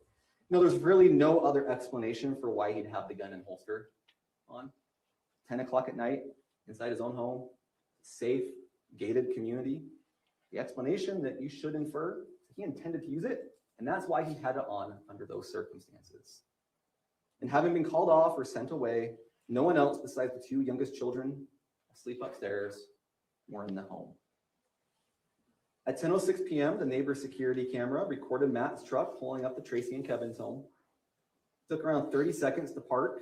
The video at least lasts 30 seconds, and you see him at least stopping by the end of it. And then he gets out and goes in. At 10:07 p.m., there's the parked truck. At 10:07 p.m., within mere seconds of his entry, neighbors said they heard the gunshots from the home. Now, when you look and analyze the physical, the forensic, and the medical evidence all together, it shows you what happened. So as shown in this slide, which I already had up, Matthew took over a little 30 seconds to stop. He left his hazard lights on when he got out. He carefully parked over the cardboard, took a few moments, whatever time he needed, and then proceeded inside. He walked to the front door and entered the home as he was told to. Remember, the door is always unlocked. The screen had been removed. And he took off his sandals right inside the front door as a good guest does. And then we can see from the Faro scan that immediately or within seconds of Matt's entry, Kevin began shooting. Matthew tried to flee down that hallway to the left That makes sense because the evidence shows Kevin must have been standing to his right based off bullet casings, bullet trajectory, and all the other scene evidence put together, not any one individual thing. Now, unfortunately, Matthew didn't make it far. You can see with the black redacted box where Matthew fell after being shot in the chest, the side, the wrist, and the back 3 times while he moved away from the door towards the hall, landing that 10 or 15 feet from where he left his sandals. Now we're going to come back to that aspect in a moment and where Matthew fell. But for now, just remember what the crime scene expert, he pointed out where Kevin would have been based off the totality of the circumstances.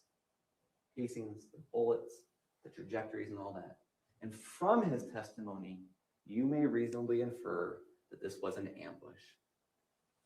10:06, you saw it on the video, 30 seconds, more time to get to the door, 10:07 shots fired. There wouldn't have been enough time for Kevin to run around to that garage and get that gun from the safe. There would not have been enough time for Matthew to walk around as it was described in some of the testimony. It was immediate or near immediate ambush. And that's the result. At 10:08 p.m., the neighbors who had heard the shots texted Tracy and asked if they were okay. At 10:09, no response. They called 911. Now, around this time, Kate, who had stayed upstairs with the kids, overheard Kevin say something to the effect to be careful because he, being Matthew, might still be moving. Interestingly enough, that's one of the few things that Kate said that didn't have some form of independent or external corroboration until Tracy took the witness stand and said the same thing. So at least that part was true from her testimony. Tracy did not call 911 until more than 8 minutes after the shooting, 6 minutes after the neighbor had called. And by that time, police had already been dispatched and arrived 2 minutes into Tracy's call. Notice when they arrived, the lights were still off. No one in this 8 minutes turned on the lights. They were expecting him and didn't have the lights on awaiting him. Like I said, it was a bad cover-up to a bad conspiracy. We'll come back to that. In that 911 call, Tracy described Matt as armed with a knife, even though when she testified yesterday, she couldn't remember seeing the knife. To police who arrived, Kevin's first words were, "That guy had a knife and I hoisted him." These statements were not true. Matthew was not armed. He was not an intruder. Remember, he was invited. He was expected. He'd been tracked. The cardboard was out. He'd given the gate code, specifically told to come in. Walk right in because Tracy would be asleep, but she wasn't. And he did to his death. This brings us to the cover-up, the obstruction, perhaps a better way to put that. First, there's the knife. Okay. As known on the 911 call, Tracy said Matthew had a knife. And then when police arrived, Kevin claimed Matthew had the knife. At the police station, Kevin reiterated Matthew had a knife. Tracy said the same thing at her interview at the police station. Hours later to the neighbor, Tracy also said Matthew had a knife. That's the story. A knife, as you can see, was found in Matthew's hand, but that knife was planted. There are numerous pieces of physical and forensic evidence that show this to be the case. Let's start with the photo, just to start with common sense. Does that look like that knife in these conditions was planted? Or that he'd been holding it all along? Now, as you consider that, consider this evidence. That knife is in the wrong hand. Matthew was left-handed. That knife is in his right hand. Second, the knife is in the wrong position. It's backwards in the wrong hand.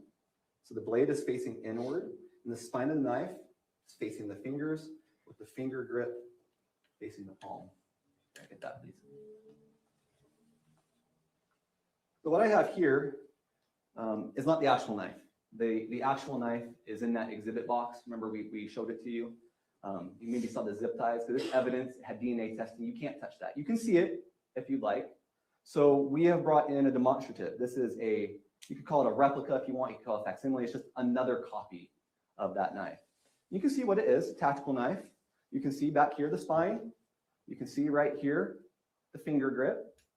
And you can see how someone would naturally hold this knife if they were going to use it.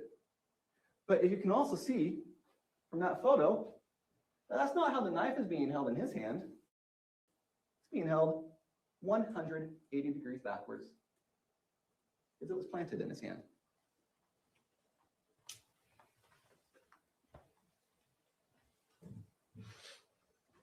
Consider the blood evidence that was discussed. There was the discussion of the blood pooling and the patterns. To be honest, the photos are somewhat graphic, and I'm not going to show all of them. You have all the ones that were admitted into evidence. You can review it for yourself, but you can see enough here. There's blood pooling near his shoulder. There's no blood pooling under the arm where that gunshot wound is. Blood is everywhere else but where the arm and the wound is. And that tells you that arm had been moved. Then there's the medical evidence. Matthew had been shot through his arm near the wrist. We had the discussion where the gunshot wound perforated the skin, the tissue, the ulna bone, and the flexor muscles. Do you really think Matthew would still be holding that knife after being shot 7 times, 1 time in the wrist, running down that hallway away from Kevin, and falling face first on the ground? And fifth, we know that the knife belonged to Tracy. I've reiterated this, and I'll keep reiterating it. Believe Kate to the extent you can corroborate Kate. Okay? Now, Kate did testify. This is Tracy's knife. She told you where it was hidden in the laundry room. She told you that she saw it beforehand. And how can we corroborate this? Well, we know it's an unusual knife. The detective discussed local stores don't sell this. We saw where Tracy gained access to it.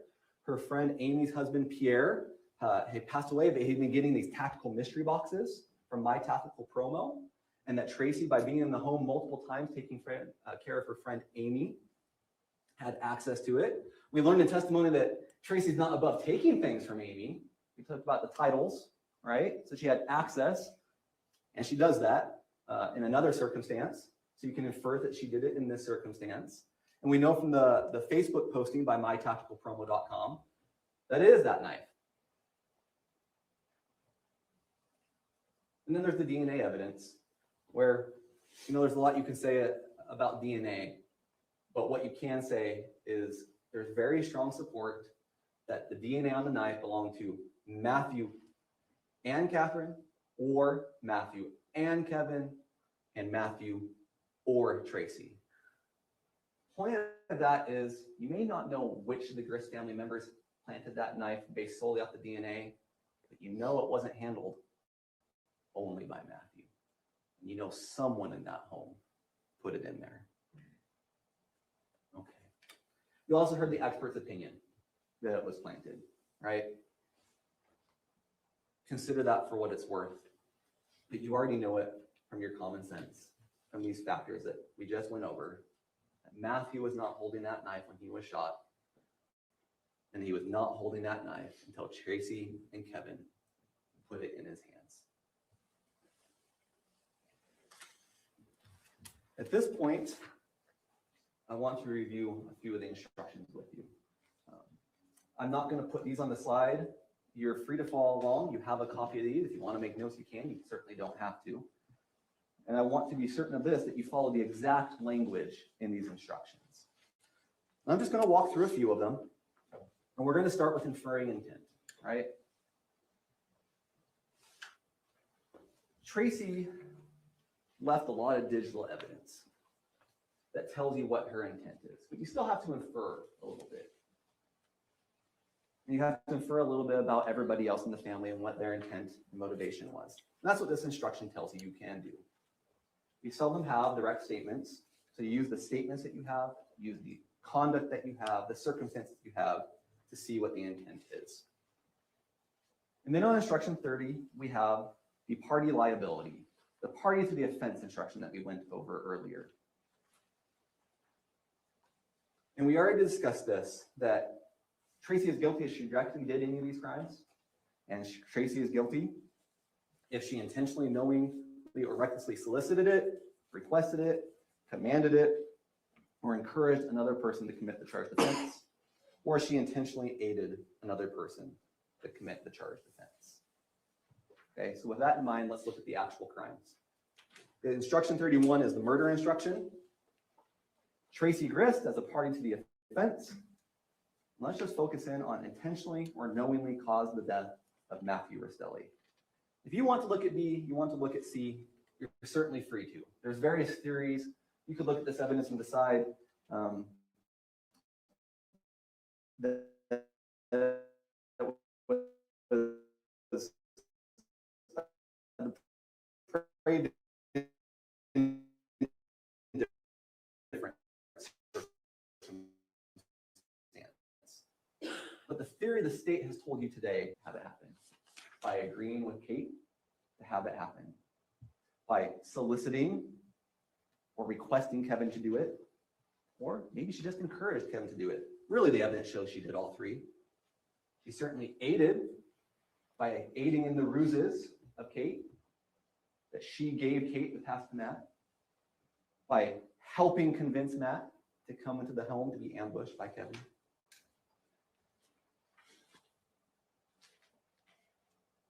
Then we look at instruction 34, conspiracy. The only one of the charges that is not a party to the offense charge. On this one, a little bit more simple in some ways. Tracy Grist intended that the murder be performed, agreed with one or more persons to engage in conduct or performance of the murder. So you could almost think of it like loosely as almost like a Russian nesting doll, right? That she conspired, but that's a lot less of a crime in a certain sense than being a party to the offense, right? She can agree that the murder happens without necessarily doing all the soliciting, all the encouraging, all the aiding, right?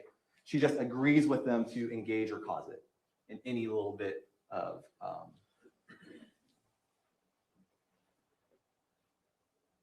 should probably rephrase that slightly differently. She agreed and then took a substantial step along the way towards committing it. And the substantial step could be a little bit or far less than the party to the offense soliciting or encouraging or aiding. Then we have the obstruction of justice, back to the party of the offense. And you know, we have this, and it's a little lengthy, but I want you to compare that to 36 while we're doing this. So Tracy, as a party to the offense, had the intent to hinder, delay, or prevent the investigation, the apprehension or prosecution, conviction, or punishment of any person, regarding conduct constituting a criminal offense, and then did one of these three things: altered, destroyed, concealed, or removed, made or presented or used anything known to be false, or provided false information.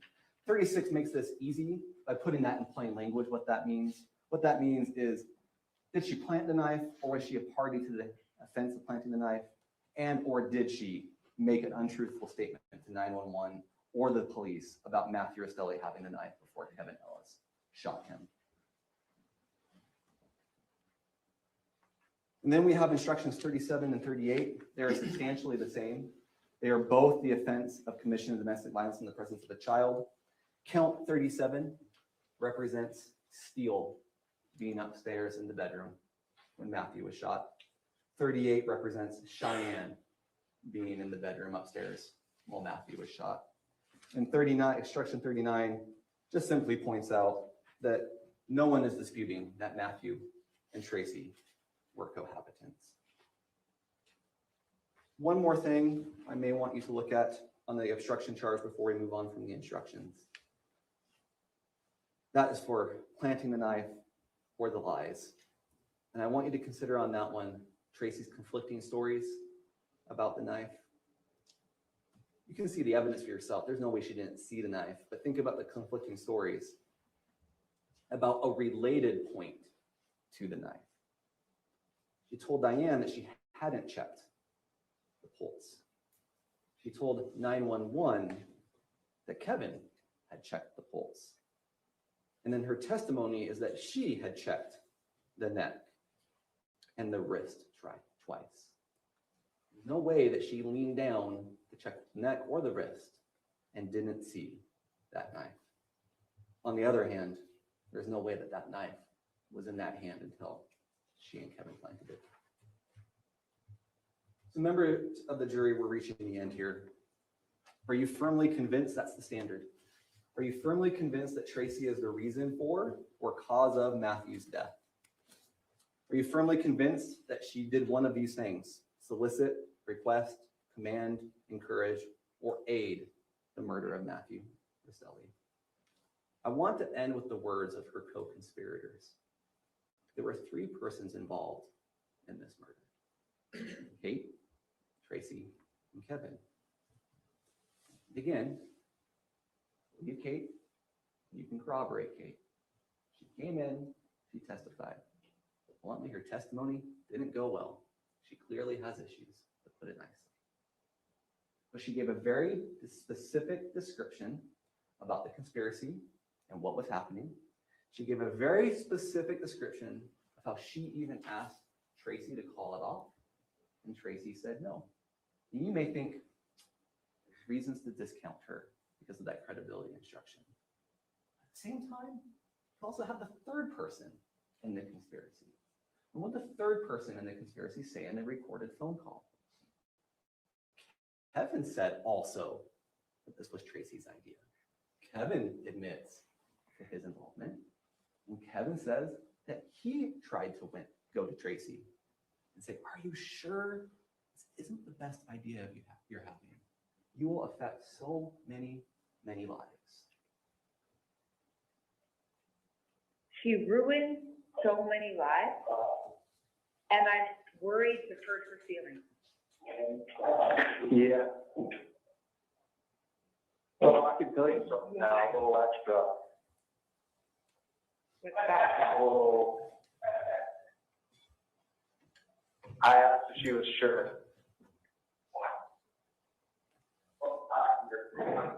She was sure? Mm-hmm. Because she was like, tell me anything about all this stuff that happened. And I was like, are you sure this is exactly what's going to happen? And I'm like, she's scheming and doing all this. And she said yes. And she beat Cheyenne. That was her response. Or he beat Cheyenne. Oh my God. I never wanted to hear. I'm sorry that I wanted to tell you that for so long. No, I know. I can't even imagine. And I That's feel so like sad. I still bear so much of the blame too for all this.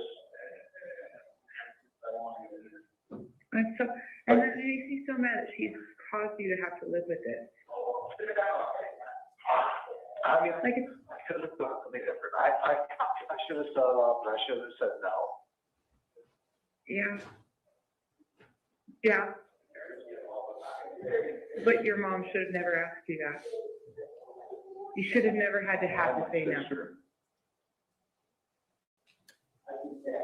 The same person who planned this is the same person who baked cookies.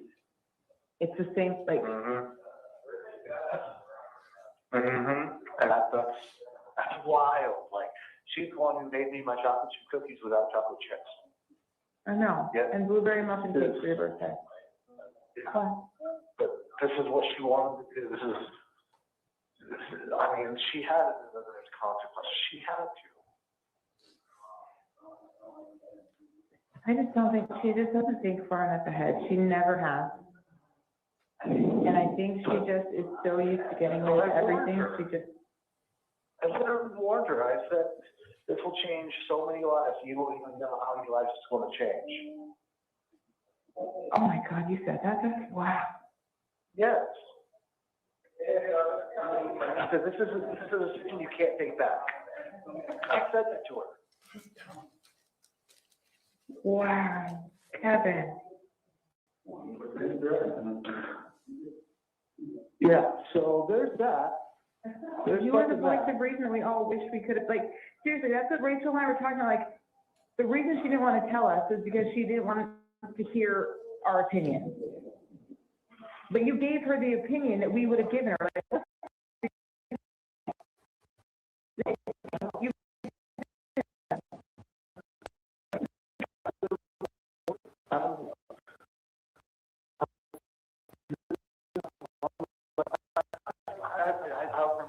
what I said, but I know I got it across very eloquently and very efficiently. Of like, this is not the best idea you're having. Like, think about it for a second. Oh my God. So, and then that's why I feel so much blame, because I would step up at that point and be like, you know what, no, I need to take my own advice. Yeah. I trusted her.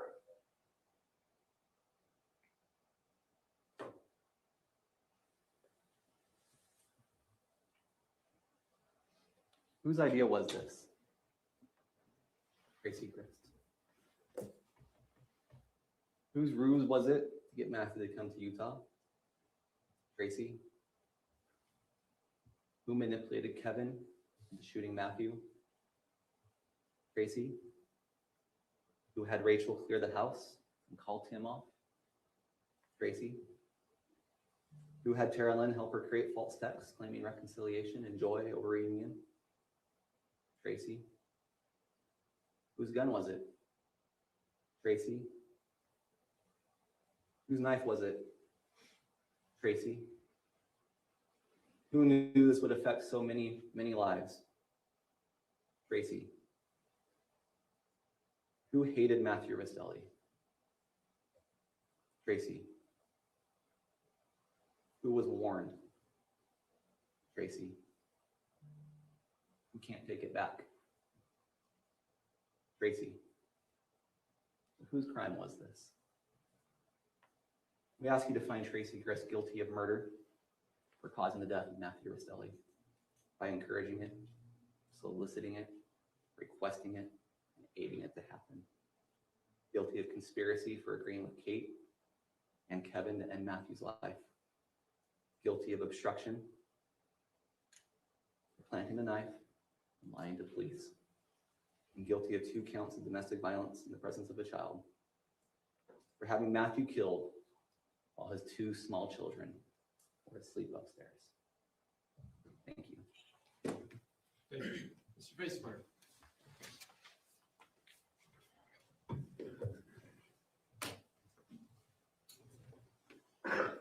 That's a lot to digest. It's 2 hours. Included words like she's not leaving on a jet plane, as sure as the day goes long.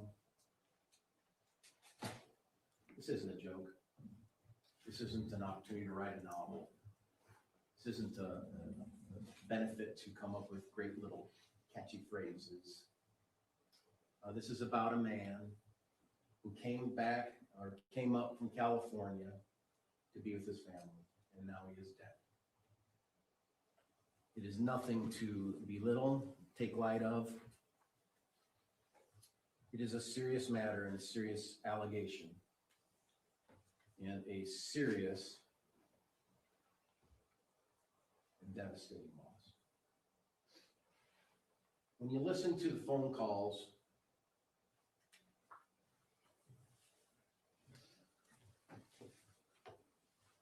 between Kate and Matt on the day, July 12th, they're just happy, you know? Hey, how you doing? I passed the water park. They're just happy. You can tell, at least I can, that he's happy to be getting this over with. What? Of the separation between him and his kids, his babies, and, 3 weeks of probably, in his eyes, hell, even though he had to sort of endure it alone because his wife took his kids. But there's a lot to this story that the state has produced with their big team of people and their big stuff that they have. That certainly is intimidating to anyone faced with these things. And when you look at all the red in that little figure that was presented to you, the graphing, it's because they produced it. It didn't account for all the other text and all the other stuff. It just, they produced the red. They produced it. They present it. They intimidate with it. Law enforcement intimidates with it to try and prove their case as well. And it's intimidating. It's intimidating what could happen when you enter a plea, what could happen when you resolve a case, when they present, you have no choice. Well, today we had a choice. And the choice is to plead not guilty, that I wasn't part of a conspiracy, that there was just a tragic thing that happened. And did it happen? Yeah, it happened.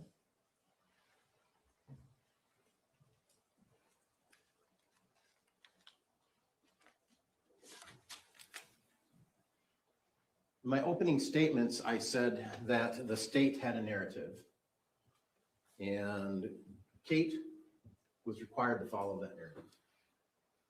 And Kate came here and testified about a big plan. And I referred to it as a messy plan. I was mocked for saying that, frankly. This is a crazy plan. This is ridiculous.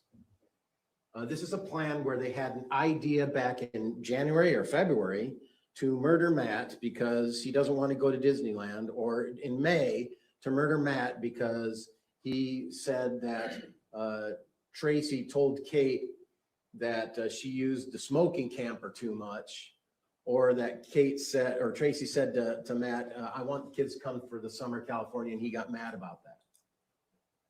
The reality is, and I think the truth is, and that's what you're here to really weigh out, this has been a volatile family regarding Matt and Kate for a long, long time. Not just a year, not just since 2024, but 23, 22, 21, 19, 18, 17. I mean, these have been volatile about the relationship for a long, long time. It was known to all the family members, every single one. Tim referred to himself as a peacemaker or a peacekeeper. Why do you have to be one unless there's not peace, right? Keeper, I guess we sort of do in my family, but you know, we really don't have this kind of need to keep peace. I'm a grandpa. I got grandkids. I got in-law kids. I love my grandkids. I love them all. You know, it's great. But the truth is, sometimes I need to tread a little lightly with some of the things I say to my kids. Sometimes I need to tread a little lightly with some of the things I say to my in-law kids. Sometimes I need to tread a little lightly with my little guy, who's my little grandson, just because I want to make sure we continue to have a good relationship. So I love them. And I know all of you know that to be true. You just sometimes have to tread lightly. Sometimes, believe it or not, my kids don't follow my advice. No matter how logical I am, and believe me, I think I'm very logical. But they just don't, because they think they're smart, or they think they have better knowledge about something. Sometimes it's really important. Sometimes it's, hey, you need to maybe treat your wife a little bit better. Yeah, those conversations actually occur in my family. They occur between my wife and me too. So, you know, it's an ongoing process of trying to get things better. But that doesn't lead to some huge conspiracy about murder when nothing said today talks about the fact that the killer is Kevin. Kevin killed a guy. He shot a guy 7 times. And that officer's testimony, that expert, he talked about how he's trained that you have to unload till the object is not moving. They're trained that because this inclination is not to do that. The inclination is just to shoot. But we never heard anything about Kevin being high on cocaine today. We never heard about Kevin being out of his mind on the impairment of a controlled substance, because that doesn't matter. You know, that's not really a fact. That's not a fact to be considered, I guess. It's a consideration for me because it makes me think that that guy's not thinking right, that that guy is not thinking properly, that that guy's impaired. Cocaine is a big drug. It's a big drug. Not discussed. Doesn't matter.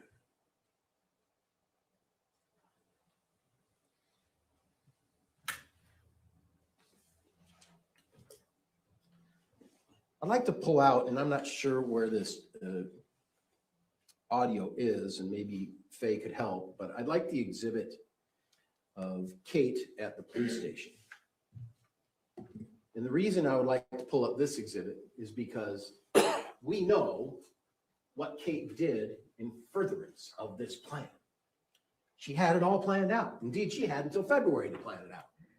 She was ready to murder him because of the Disney fight, and she was ready to come up with all these ideas. And she included Rachel in that because Rachel, the poor little girl who got, you know, cross-examined, direct examined by prosecution there, being basically accused of wanting to shoot Matt too. And Tara Lynn. And all the family knows that the real plan is to kill Matt. And the best plan they have is we're just going to kill Matt. Even though we have all this time to prep for it and all this time to prepare for it, we're just going to kill Matt. Nothing else? Well, I'll tell you, I watch enough shows where I could come up with a plan a little bit better than what we see Tracy provide the police when she goes to the police station. Do we have that up? Do you have that up? Tracy at the police station. Did I say Kate? My client, Tracy at the police station.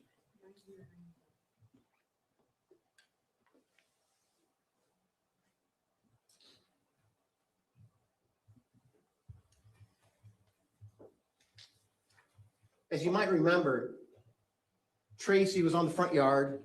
She was talking to law enforcement a little bit. She had her phone in her hand. She testified that she called a police officer. That's probably not true because everything Tracy says is a lie.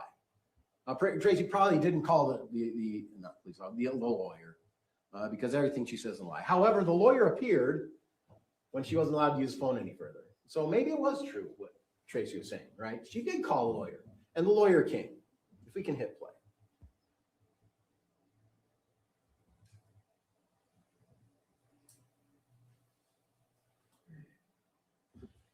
These are unrefuted facts that you cannot challenge.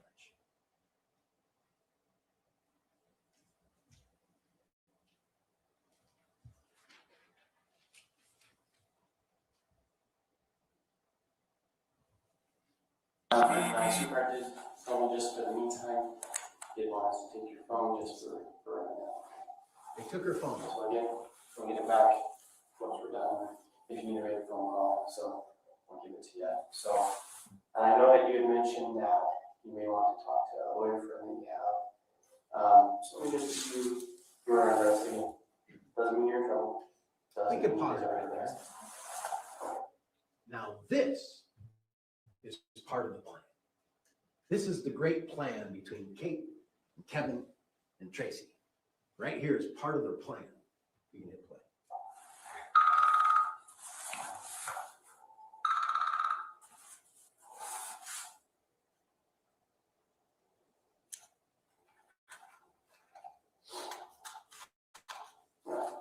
So you have the right to remain silent. You say you can use an instrument court of law.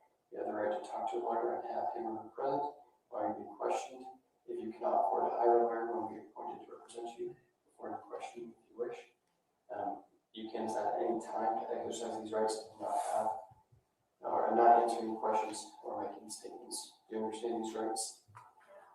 Having these rights in mind, do you still want to talk to me? Do you still want to have that lawyer present when you talk to me? Okay, sounds good. So what exactly were you there for? It's my house. It's your house. Your daughter was just visiting, staying.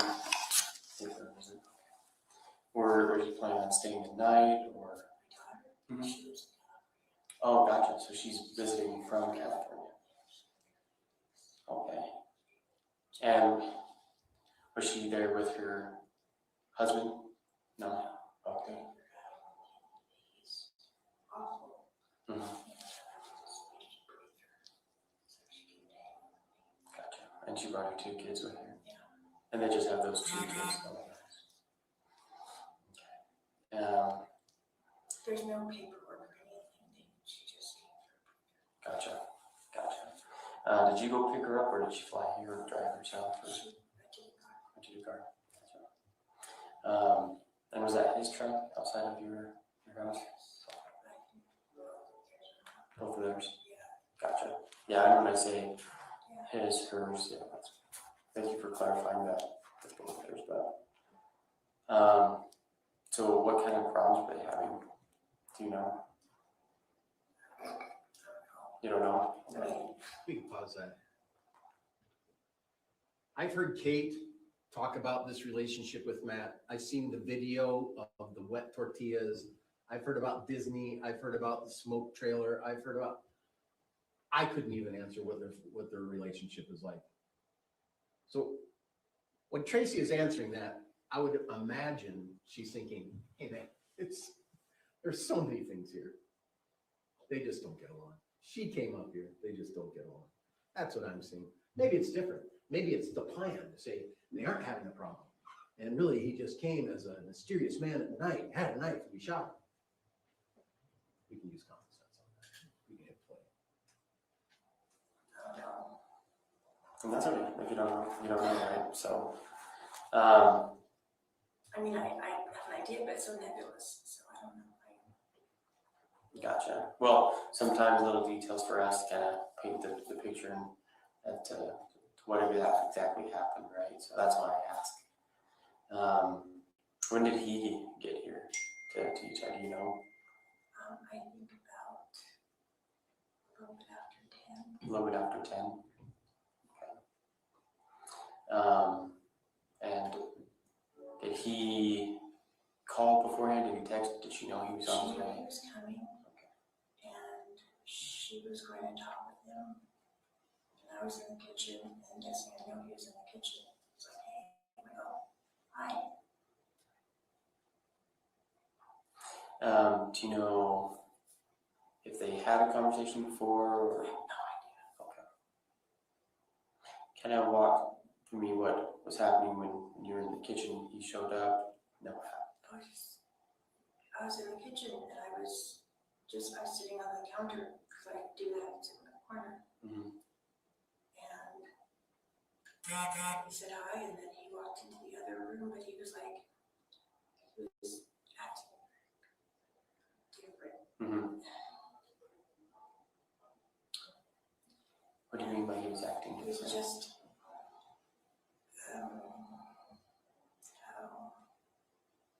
agitated. Mm-hmm. I would say agitated.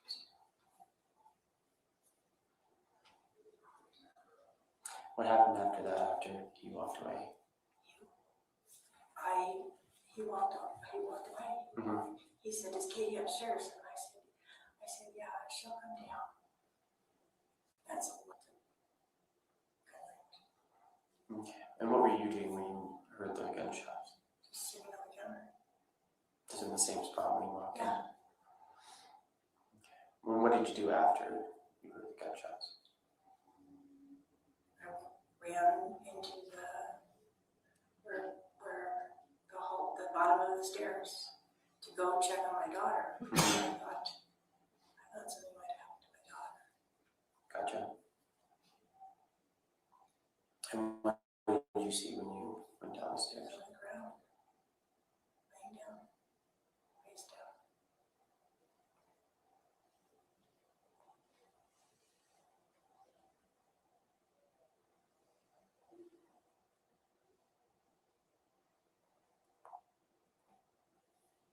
And then what happened?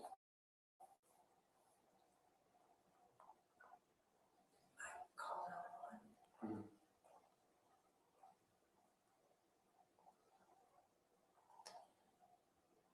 What was your daughter doing all when you came downstairs? When I came down, it's what? Yeah, when you came I down went the stairs. upstairs. Oh, sorry, my apologies. I misunderstood. Do you know who this is? Oh, gotcha. Hey, talk to Kevin, Kevin. So could you take him to Kevin, please?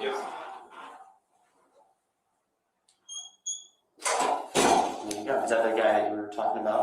Oh, perfect. There you go. He's here. Do you want him present? No. Okay, perfect. Sorry, when you had, I thought you said that you went downstairs. Gotcha. So you went upstairs to see her when you heard the gunshots. My apologies, I misunderstood you there. No, it everything happened on the main floor. Mhm. I said, to, in the hallway. And then, I went upstairs. And I just said, stay here, don't come downstairs. I don't come downstairs. And that was to, My daughter Katie. Okay. So I didn't want her to see. okay, I'm gonna just, because obviously I was confused somewhere, so I'm just gonna back up a little bit. Kind of run me through you sitting on the counter in your kitchen, hearing the gunshots, and then what happened after that. I went and looked in the hallway. Mhm. Or I went to the bottom of the stairs, and that's the hallway. Mhm.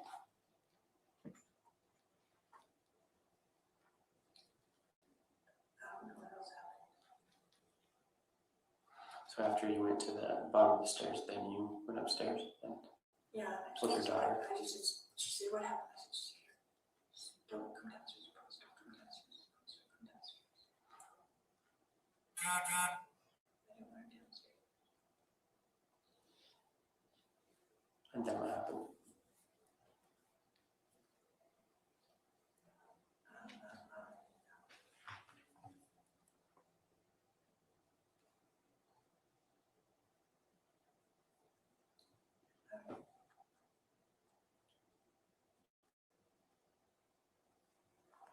I know I called out to lunch. Mhm.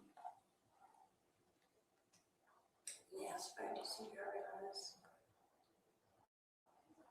Just looking at him on the ground.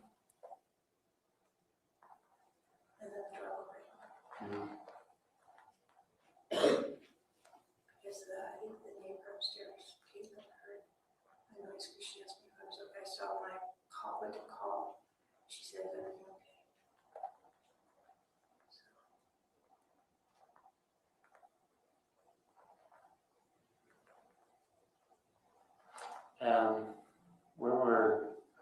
And what's your daughter's name? Sorry, I don't like you referring to her as your daughter, Katie. Okay. And you probably mentioned Ava, or Caitlin, and I didn't want to get confused.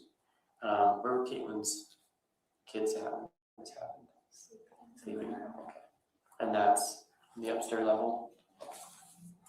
Where was Kevin at when this was going on? I have no idea.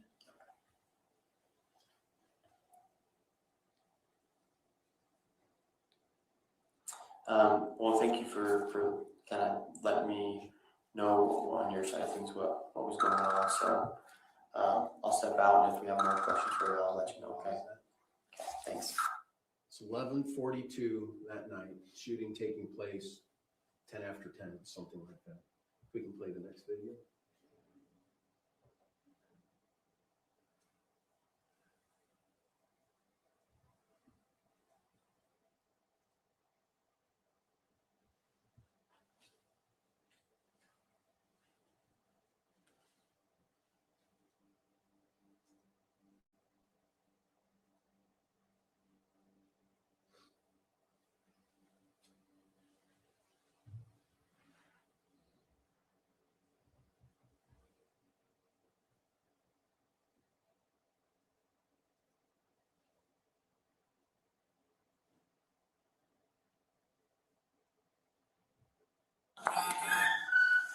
Thanks.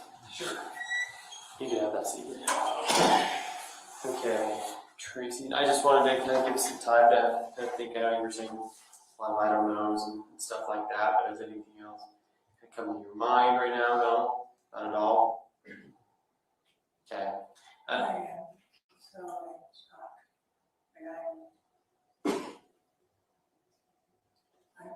Did his parents know?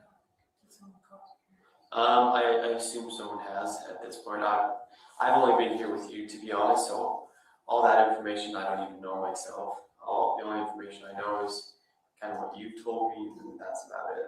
So. Or is Katie here too? I believe she is, and with her kids came with her, yeah, so they're not alone by Where's themselves. Rory? We're at Rachel's house. In Ogden? Uh-huh. Okay. I don't know. Is that That's another another case? case. Rory's my daughter, Yeah, Rachel's just my that. other daughter. Gotcha. So just to be like candid, I kind of feel like you do know a little bit more than you're That on? Nope. Okay. It was, he appeared, And and I I was in the kitchen. And I guess did I'm this. more talking about with kind of stuff with Kevin.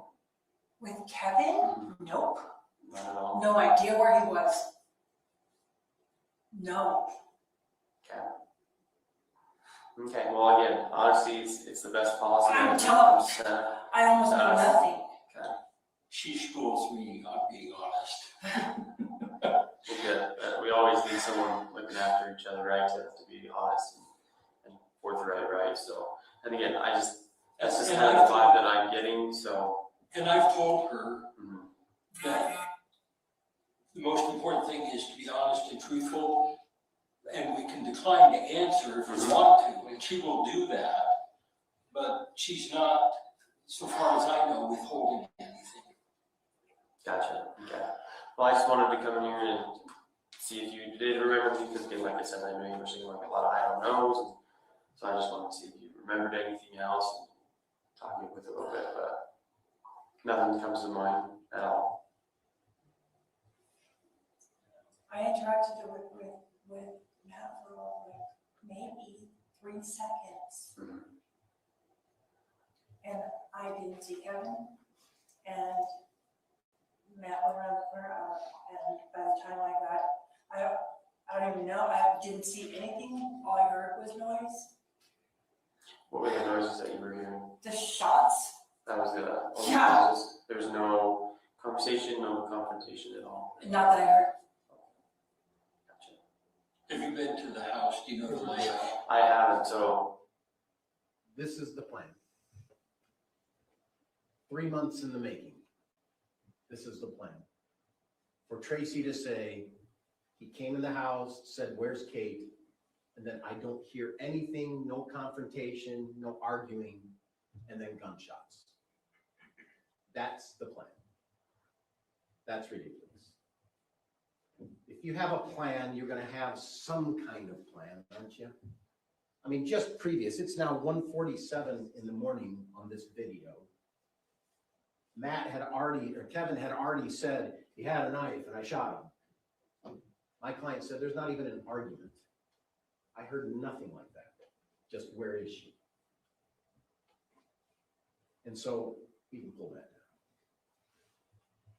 And so now we have to go into the delving of other things that the state is presenting, the government is presenting to be these reasons, sort of like leaving on a jet plane. We're just going to pull it out from other lyrics and come up with ideas.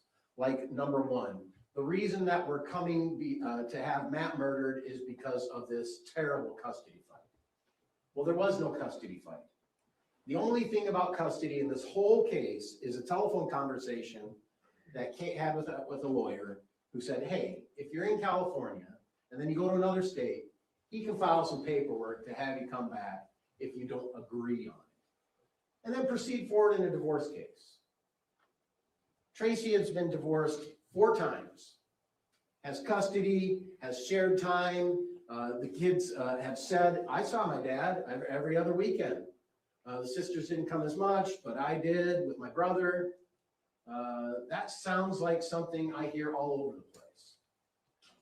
But because of some big custody fight, there wasn't a custody fight. There's going to be. Let's not confuse ourselves, right? There's going to be a custody fight. I don't think they're going to last in this marriage, to be honest. If Kate and him drove back to California, maybe they'd give it a try.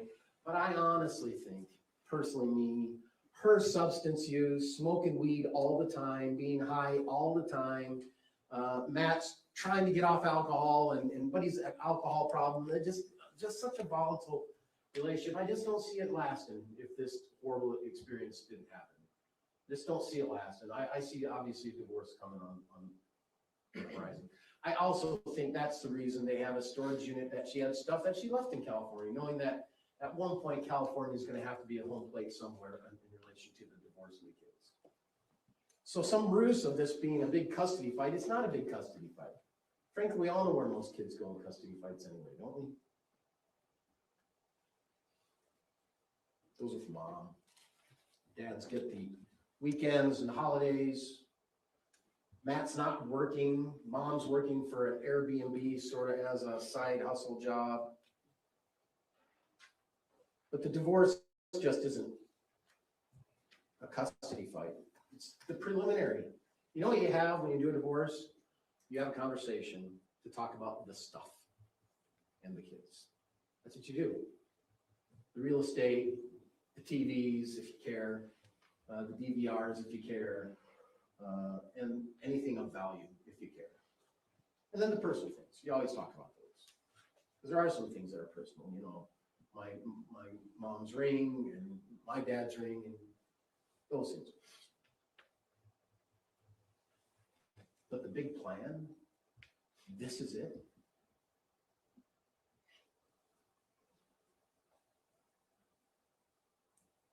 My client is referred to as the hub, right? And the kids are the spokes. And she's the conspirator trying to get all of them to be included. I don't think that's what you heard at all. We heard in the closing that they had time to stage the scene. Well, that's a pretty terrible staging of the scene to say that no one's arguing, no one's fighting, and all we have is gunshots.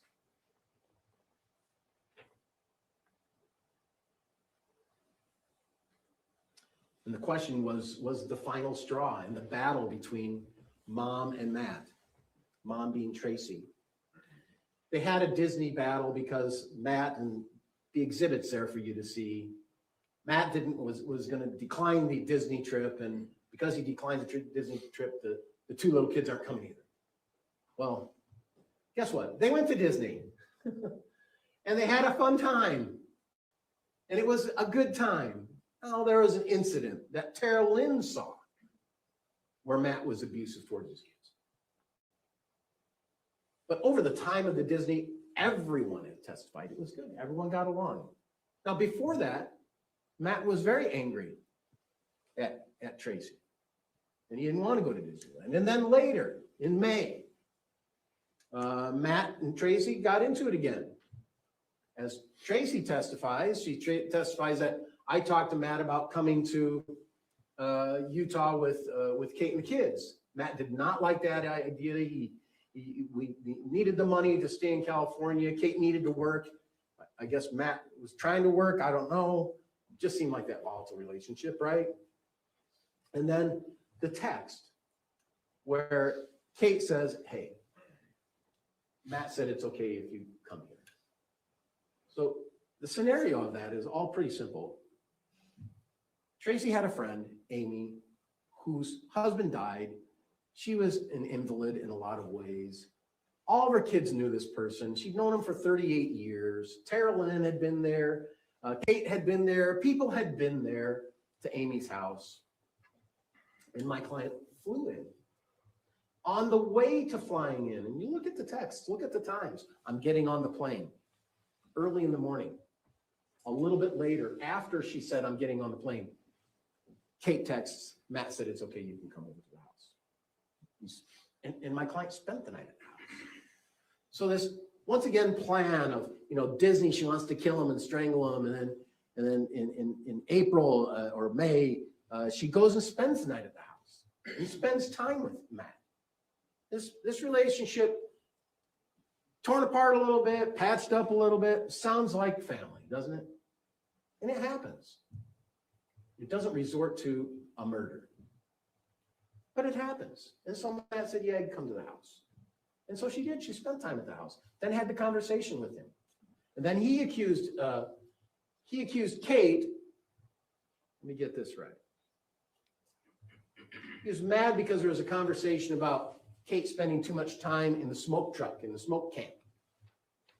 And Tracy says, he's lying. That's not what I talked to him about. I talked to him about going to Utah, which is probably not what Matt wanted Kate to hear. So I had to give a reason why he's ticked off at Tracy. But is that surprising? I mean, if you think about Rachel had said, we'd always had a confrontational family life between Matt and Kate and us. Tara Lynn, the same thing. We've always had a confrontational family life with Matt and Kate and us. Even Tim, I had to be the peacemaker because Matt and Kate and us. It's a common theme. Everyone knew. It was just a hard marriage. And that video that we showed of those two just battling about the stupidest thing. It was very normal for them. And the whole family knew. But they got over it. Indeed, they got over it enough that they're going to go to Las Vegas, Matt and Kate, go with Diane, Matt's mom, and spend some time in Vegas, but then that got canceled. And it got canceled because they just weren't getting along. And Diane probably just didn't want to be around that volatile relationship. And frankly, it seemed obvious Kate was ready to call it. Kate was ready to go. Shortly thereafter, Kate did go. And that was a big plan. It was a big plan. It was a plan to go and murder him. No, it wasn't. It was a plan for Kate to go and talk about, how am I going to get this divorce thing figured out? Indeed, in June, after Kate got there, you saw a text today where my client sent to Tara, can you talk to her about talking to a lawyer? I think the day was June 29th. He's talked to her about talking to a lawyer and what she should say to a lawyer. I think the reality is, I'm not going to trust Tracy to have much conversation with a lawyer, to be honest. She smokes weed. She's high all the time. She's volatile. She's all over the place. You saw her in the stand. Tara Lynn seems to have a much more demeanor about herself to be able to handle a good conversation. So is it uncommon when these guys talk every day anyway to say, hey, you talk to her about having a lawyer? Yet that gets construed so that the narrative of the prosecution can imply that this is a big plan. So you can follow that narrative to make sure the narrative is followed. And the narrative is followed so much to the point that it becomes unbearable. Unbearable for Kate.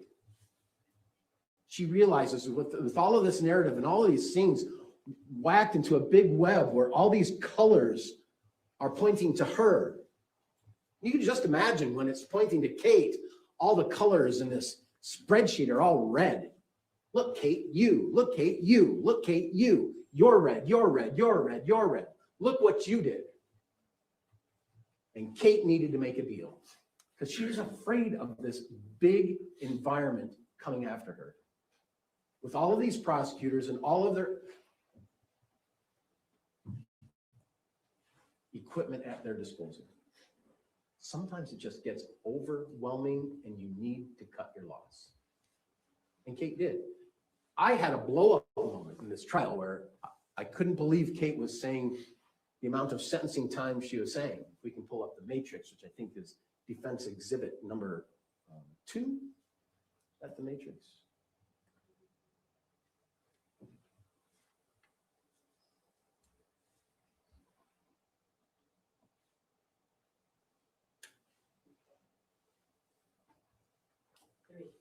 Three.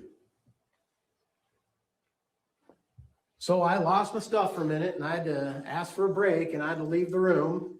I had to go get my stuff so that I could really, honestly, help Kate be honest. Because at the bottom of this box, it shows 108 months. You could show the bottom of that box. For her life, she wouldn't agree to that. No, it's not 108 months. It's for life. No. If you look on the left side, aggravated murder, 300 months, category 1, then first degree murder, 240 months. We all know what Kate was charged with. She was charged with first degree murder, and she ended with a deal of second degree death, second degree murder. 10 years off of her sentence. But there was a caveat. And the caveat for her to get 10 years, because Kate's 40, for her to get 10 years, is she had to tell the truth to the prosecution. That was a caveat. She had to tell them their story. And so as part of that, she came up with her proffer of evidence letter. And that's an exhibit 2. In that proffer of evidence, she talks about never talked to Kevin, never did this, never did that, but yet we had a plan. It was just nonsense. Indeed, not only did she have to have a proffer, which her attorney provided for her, but she also had to give an interview. And when she gave the interview, it didn't go well. And the reason it didn't go well is because police told her, you need to be honest.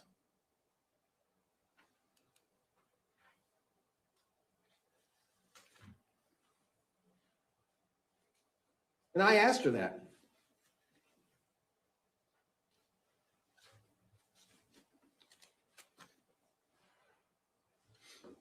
But you had to do something with the plan for him to come to the house. Right. So you knew that, correct? Yes. I want to hear it. Yes. Boy. I made sure he would come inside the house. Yes. Was that part of the plan? Yes.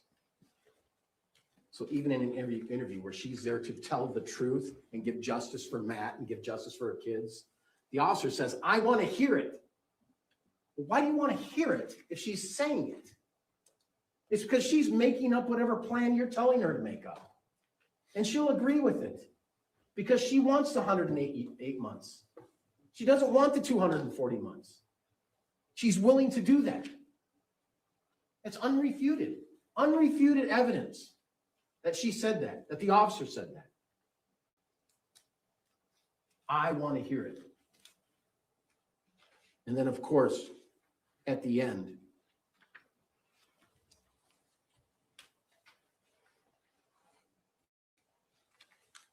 it said, the plan isn't on, right?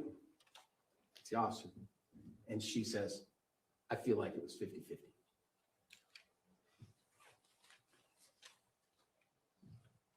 She was just willing to say what she needed to say.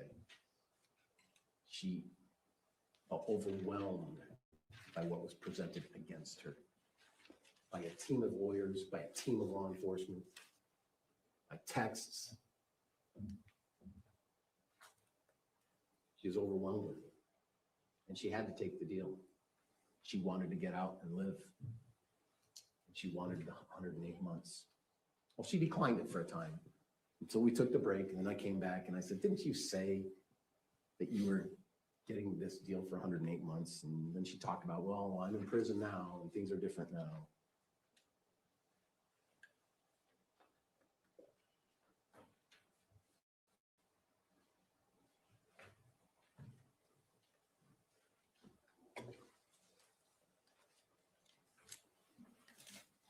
These jury instructions don't get printed and figured out overnight. These jury instructions, I've seen them many, many times in my career because they're sort of standard.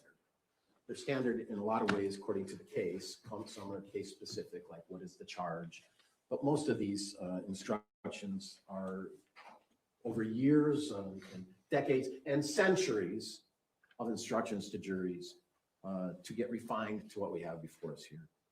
Some of these instructions I would ask that you look at with close attention.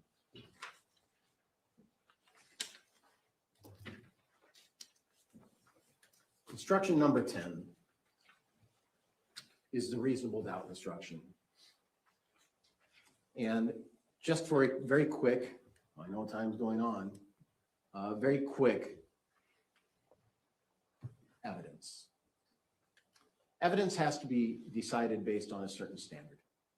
And there's many different standards depending on what kind of case you have. A lot of people don't really realize this, but being a lawyer, I've been trained and I went to school and I figured it out. In criminal cases, it is required that the evidence be proven beyond a reasonable doubt. In America, with TVs, we've heard of that many, many times. But there are many cases that do not require proof beyond a reasonable doubt. But in criminal cases, we want the highest level of proof possible to ensure justice is served. Because if we don't get it right as a community, as a people, the harm of getting that wrong is extreme. But there are other evidences. And so going down the tier is usually, you have to have clear and convincing evidence if you want to have your kids be, or not have, but if the state wants to have the kids be taken away in shelter and provided foster care for some time.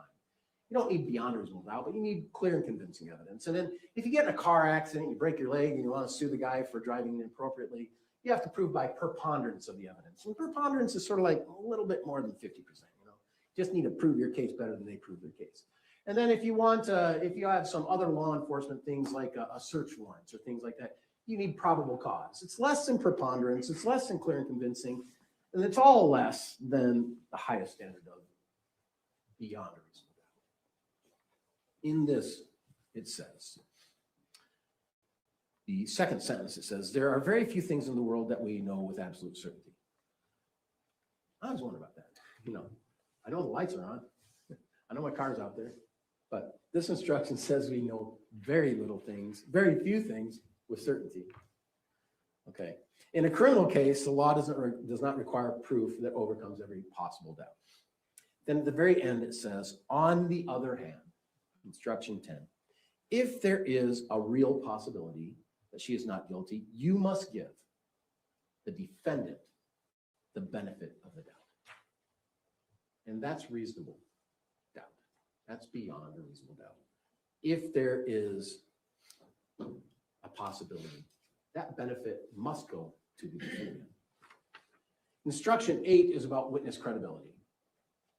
Witness credibility is a very common witness instruction or jury instruction that most people I talk to are not aware of this, but in summary, it says this: you as a jury are to decide a witness's credibility, whether they are believable or not believable. It's not our job, it's not the judge's job, it's not anyone's job but you, and that's your job as you go and deliberate as a jury. In this instruction, it does say that if you find that someone has lied, and this is the last second last paragraph, you may believe part and disbelieve the rest. You may believe nothing they're saying if you think they have lied. In other words, you may believe all, part, or none of a witness's testimony. And I know a lot of this case is involving Kate because she's a co-conspirator, according to the state. I think the testimony of Kate was so full of lies, it discredits all of her testimony. And I'll give my reason for that on one very simple question I asked. Did you love Matt? She couldn't even say yes to that, even in the beginning of the relationship, because she was planting in her mind she needed to hold that 108 months. She needed to support the state's position. She couldn't even answer a simple, then why are you dating the guy if you don't love him? Why are you having a baby with the guy if you don't love him? I'm not talking about during June and July of 2024. And I'm specific. Did you ever? And she could never just say, I love Matt. Of course she loved Matt at one time. They spent years and years together. Volatile at times, I get. But there's just a time when it was, it's what we call the softball, you know, to throw you a softball pitch so you can hit a home run. Even the softball she couldn't hit out of the park. She's just so filled with the need to support her position because of all the things that were built up against her. And she did not want to mess that up. She had to make sure. And in the end of her testimony, she basically lied about almost everything. Almost everything. And I asked her time after time after time, isn't it true that you said this? Isn't it true that you said that? And time after time, she would disagree. And then time after time, she just started to say, I lied about that. I lied about that. So at the beginning of your testimony, you say, I'm going to meet with the law enforcement and the prosecutor to be truthful. And then at the end of your testimony, you're saying, yeah, I'm lying about the whole thing.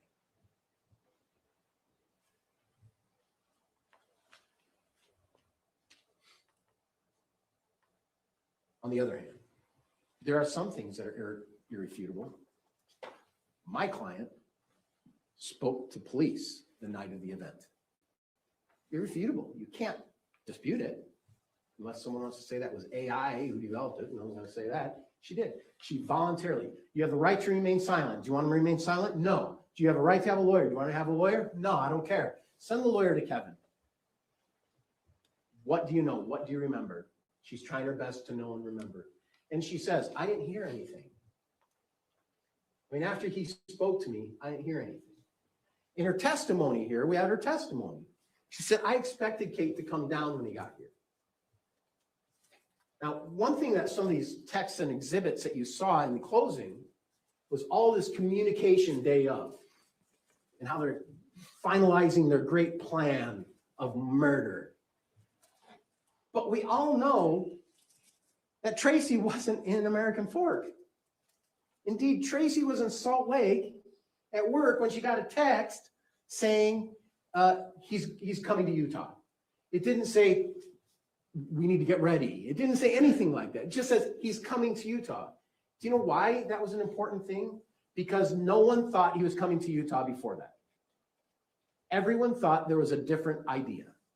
A car rental, I'll fake an injury so I don't have to come. I can't do the car rental. He's not going to come to Utah in the truck. His neighbor's not going to give him a car to do it. He doesn't even have a license on his truck to come to Utah. But the way it's presented and slighted is just not common sense. The truth is that no one thought he was going to come to Utah until he finally says, I'm coming to Utah. Should I come with the starter busted, or should I get the starter, or should I put a new starter in? Do you remember that part in the phone call? He said, I have the starter should be good and take me time. And so he doesn't leave California until like noontime. And he has to drive from Temecula all the way to American Fork, beginning at noon. I mean, it can be done, and it was done, right? He did it. I've almost done that. You know, it can be done, but man, I usually want to leave earlier in the day. He had nothing going on. I guess he had to take care of the dogs or take care of the truck or those things, but there's no plan for him to come to Utah. There's no plan for him to come to Utah and let's murder him today.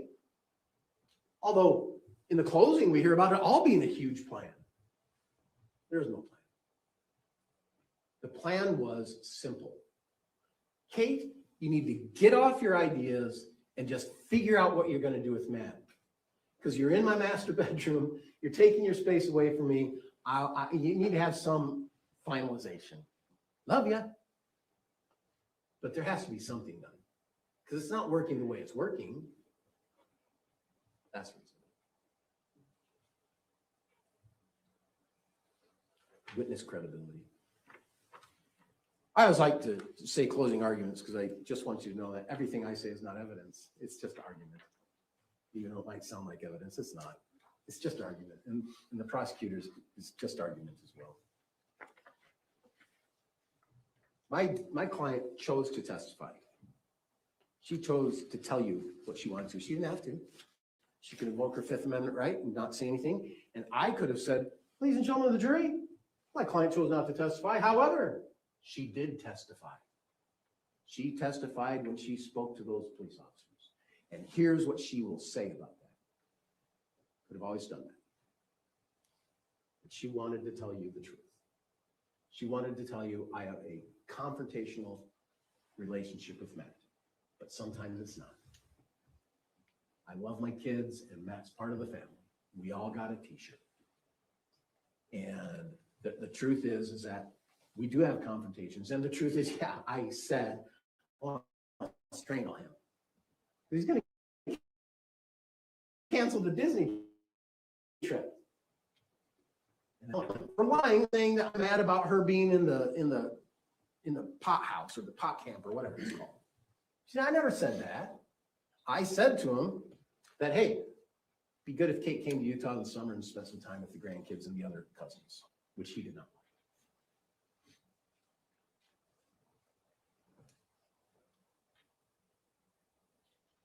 I could go on and on about the lies that Kate provided in not only her testimony with us, but also her testimony in the other case, and also her interview testimony with the officers on June 16th. I could go on and on about that. But I think that's very clear that her just testimony was filled with fear, non-truth, defeated her own alleged purpose for coming forward of truth and justice, and really falls in the face of fear that she's going to spend a lot more time in prison.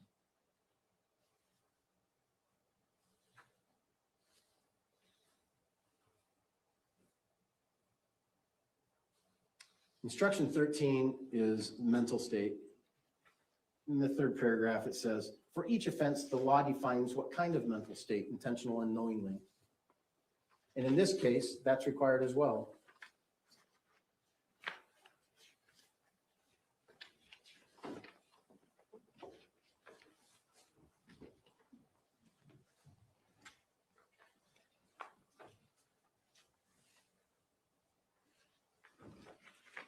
I'm really close, sorry.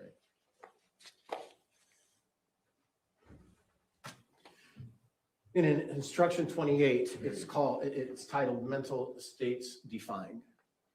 And this gives really some good instruction. A person acts intentionally when they engage in certain conduct or causes a certain result.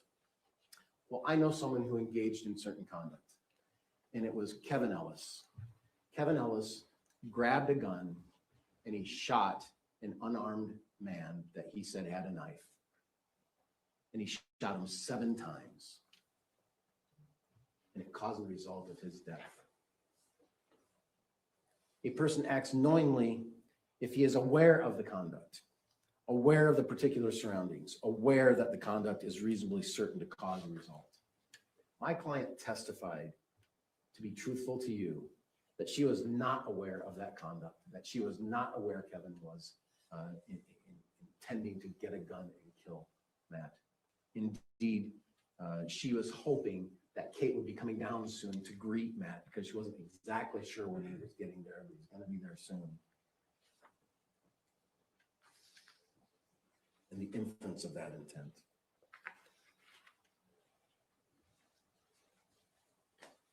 The elements of the crime are then provided in instructions.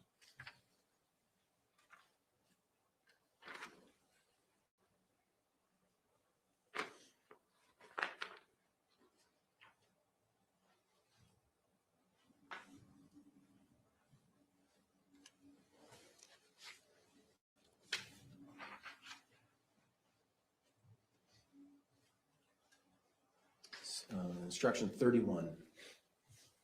This is the instruction of the elements of murder. That Tracy intentionally and knowingly caused the death of Matt Rastelli.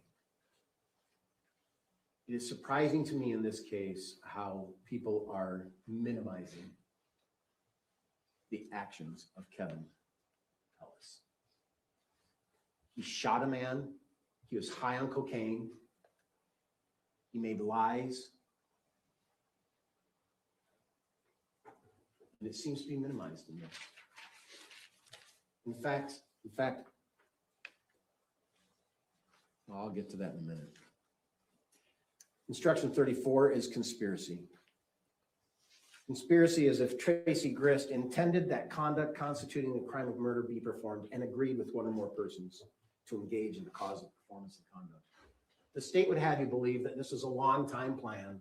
This is a long time plan for certain decided well before July 12th, well before July 11th, and that the whole plan on Kate coming to Utah was to murder Matt.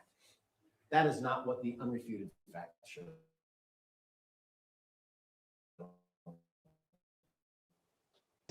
Murder I can think of, murder plan, where my client says, no, he didn't have anything. When I saw him, he didn't have a knife in his hand. When I saw him later when he was dead, I did. But when he said, hey, I didn't see a knife in his hand. Why would she say that? Why don't you just say, yeah, he came in agitated, had a knife in his hand, he threatened me. Agitated is a little interesting. I just drove 10 hours and I pull up.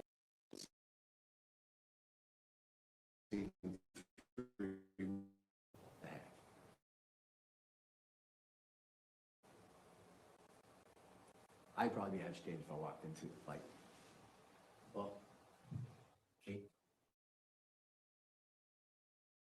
I mean, my client just a volunteer, just off the cuff. Didn't say angry, mad, just seemed off. She did say he didn't a knife. She's helping the plan, helping the conspiracy. And the obstruction. The obstruction that her testimony is, when I first saw the body, I looked at it. I don't remember what its real visual was. I went upstairs. I knew.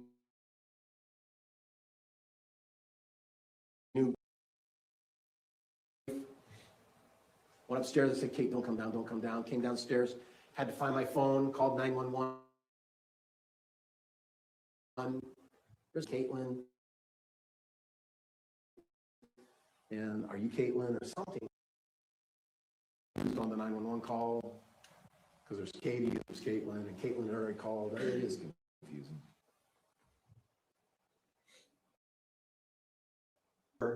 Lied to the 911 call.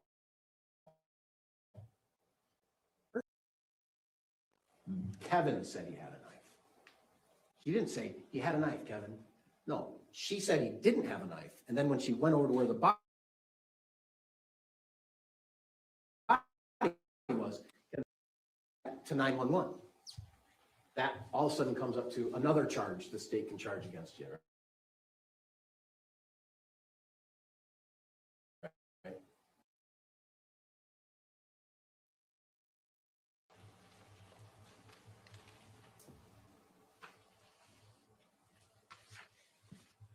There's another one.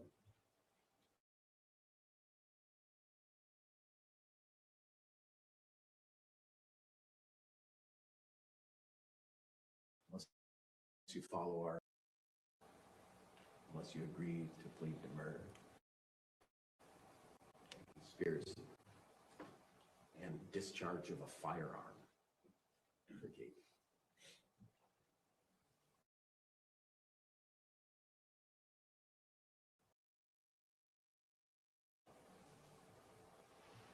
On the elements of murder that you intentionally and knowingly caused the death of Matthew Stone.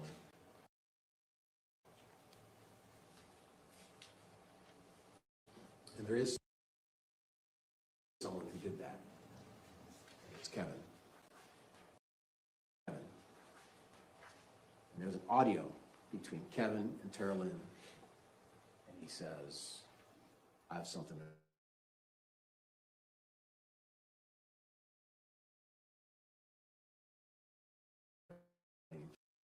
tell you.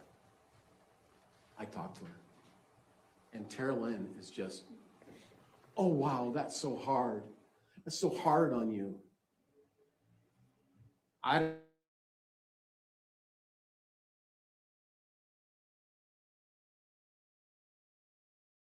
don't know about you guys, but murder is the last thing in my mind. If I'm mad at someone, that's the last thing in my mind. And I don't know that I'm saying to a person who's been in jail for like almost 2 years,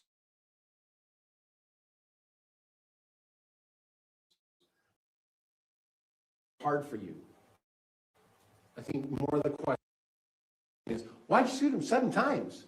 What happened? None of that was talked about in that tape. I had the gun, he had the knife, he came at me.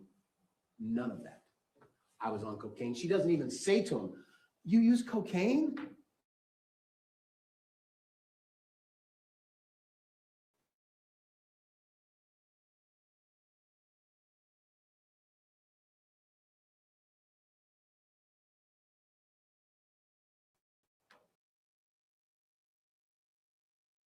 Was talked about. She said on the stand, I didn't know you used cocaine. Rachel said on the stand, I didn't know you used cocaine. They're all very surprised. Kate said, I didn't know he used cocaine. I know he didn't like weed.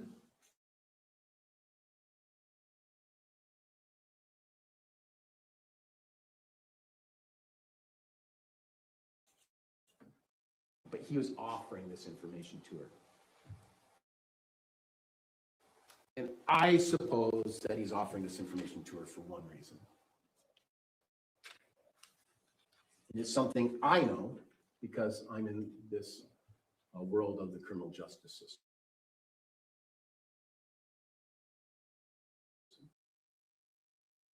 Jail is hard. You go to jail, you have one thing, and that is called time. You are doing time all day. When you sleep, you get to sleep.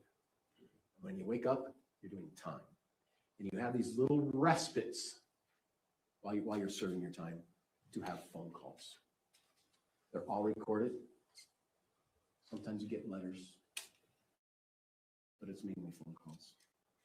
And as you have these phone calls, you can establish relationships with people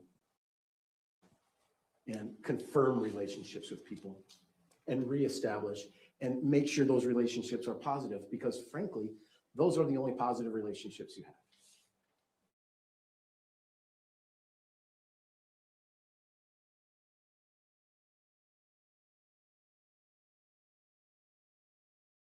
In prison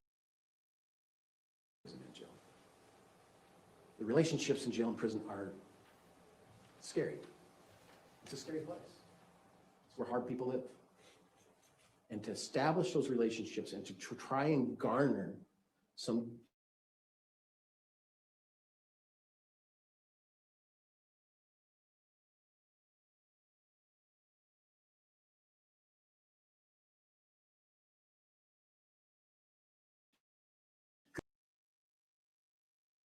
that you can do with one another on the phone is hugely valuable. And Kevin wanted to provide his sister his calls, that she'd be available, so that she can just talk to him, so that he can have a reason. It's hard. I'm not saying it's not supposed to be hard, because it is supposed to be hard. But the truth is, it is hard.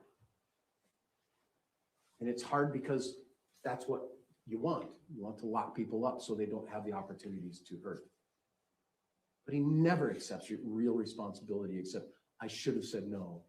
I should have this, I should have that. And then Tara Lynn says, that's so wild while you gave an opinion. I should have given Mom that opinion. With Rachel, we would have given our opinion. And I'm listening to this thinking, what are you talking about? An opinion about a plan to kill someone? Is that how you're talking to this guy? I mean, come on. If I'm having that conversation with anyone, whether it's my firstborn or my neighbor 16 blocks away, I'm not saying those kind of things about the idea of murder. I could have had a different opinion. A different opinion? She felt sorry for him. She felt sorry that he was convicted. She felt sorry that he's going through his hard time, because he is.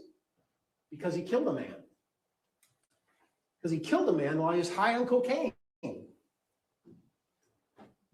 Because that's what happened. There's plenty of talk of harm. I'm going to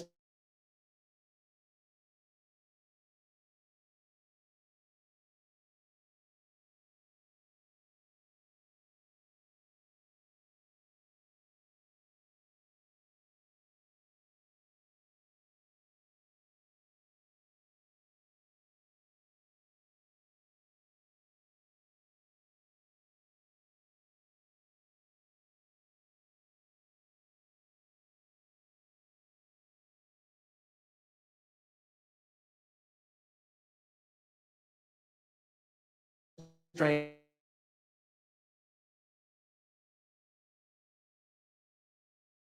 volatility, but there's no plan to kill Matt. The plan for Matt was to come and have a conversation with Kate, and she is intimidated by the whole process because her name on their spreadsheets was red, red, red, red.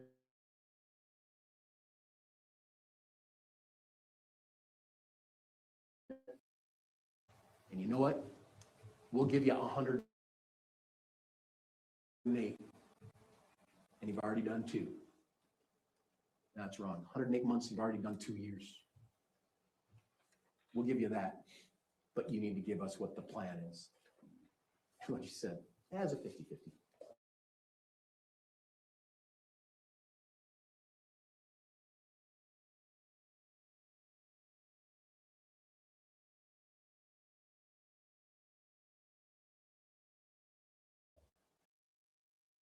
That seems like you just don't know until a dude on coke decides to grab a gun and kill a man.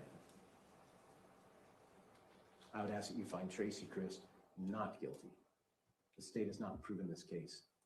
What they've done is they've created a huge web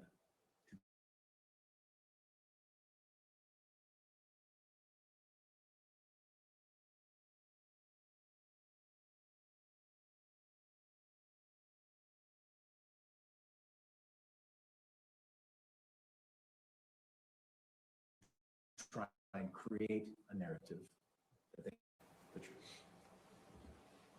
Thank you, Mr. Facebar. Can I see you and Mr. Pomeroy up here for a minute, please?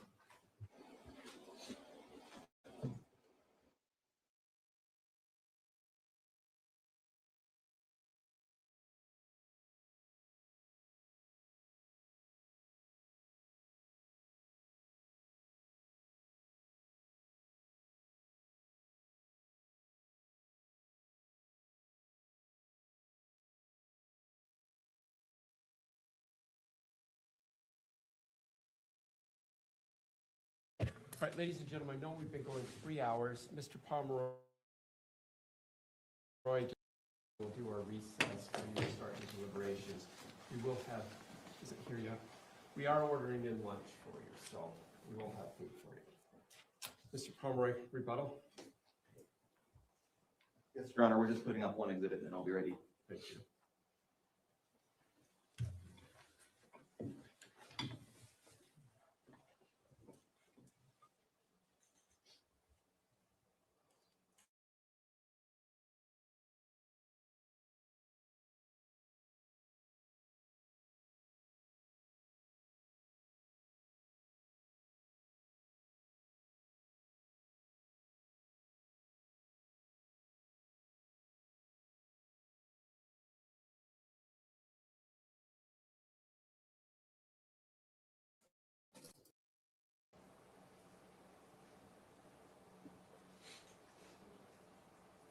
You plugged in.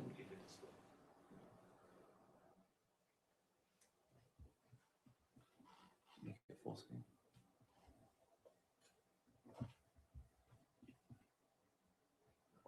That works. Thank you.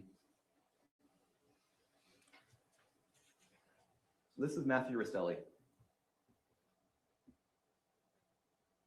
Pretty obvious what he's doing in this photo. It's a wedding photo. This was Matthew at one of his best times in his life. Matthew was a husband, father to 3 children, son to Diane. Unfortunately, in this trial, you also saw Matthew at his worst.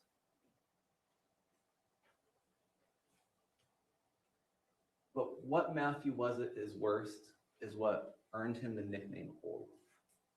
The talkative,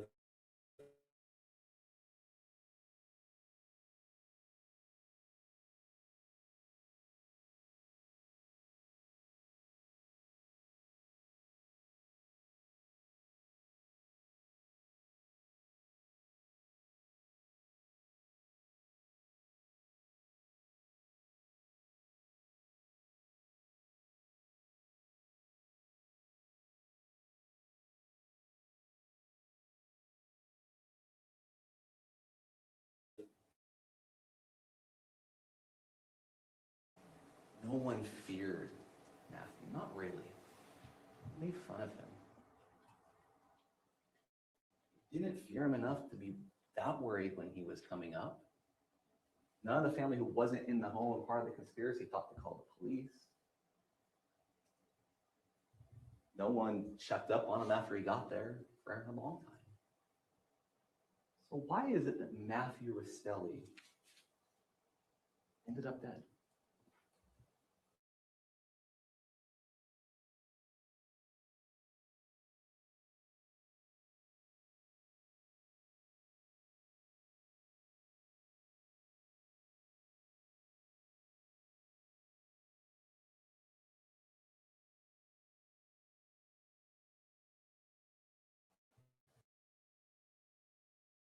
Reasonable doubt is the standard you have to apply to answer that question.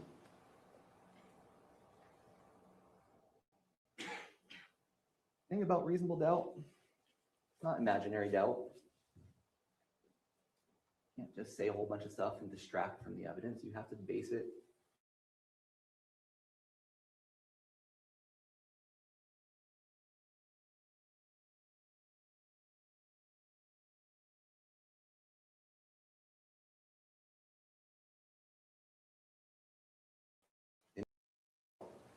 It must be grounded in that evidence.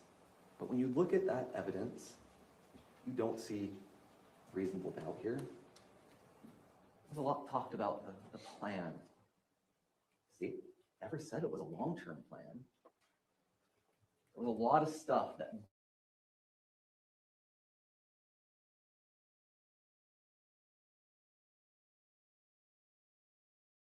build up to that pivotal moment. There was a lot of bad blood, so to speak, that built up until Kevin was willing to shoot Matthew. A lot of bad blood that built up, things that happened until Tracy she called her son-in-law. It was called, looked pretty good. Utah, shoot intruder. He had a knife, no one's home. Problem was the neighbor who called 911 too soon. Everything went haywire.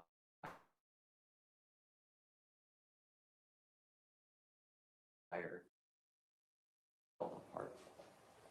Not for that, we might not be sitting here today. So when we call it a messy plan, it doesn't mean it wasn't in the cover-up sense. It doesn't mean it wasn't a plan. And it doesn't even mean that we're saying that the entire family knew about this plan. That's not at all what we've said in this case. What we've said is that everything that got shared in the family was shared among the entire family, and that Tracy knows to say what to say to get the reaction she wants from her children. And that's what happened here. Without Tracy, this doesn't happen. Without Tracy, Kate didn't lure Matt to Utah. Without Tracy, Kevin did not lie and wait. Without Tracy, Tim would have been there to keep the peace. Without Tracy, Rory and Jake would have been home. Without Tracy, there would have been no gun. Without Tracy, there would have been no knife. Without Tracy,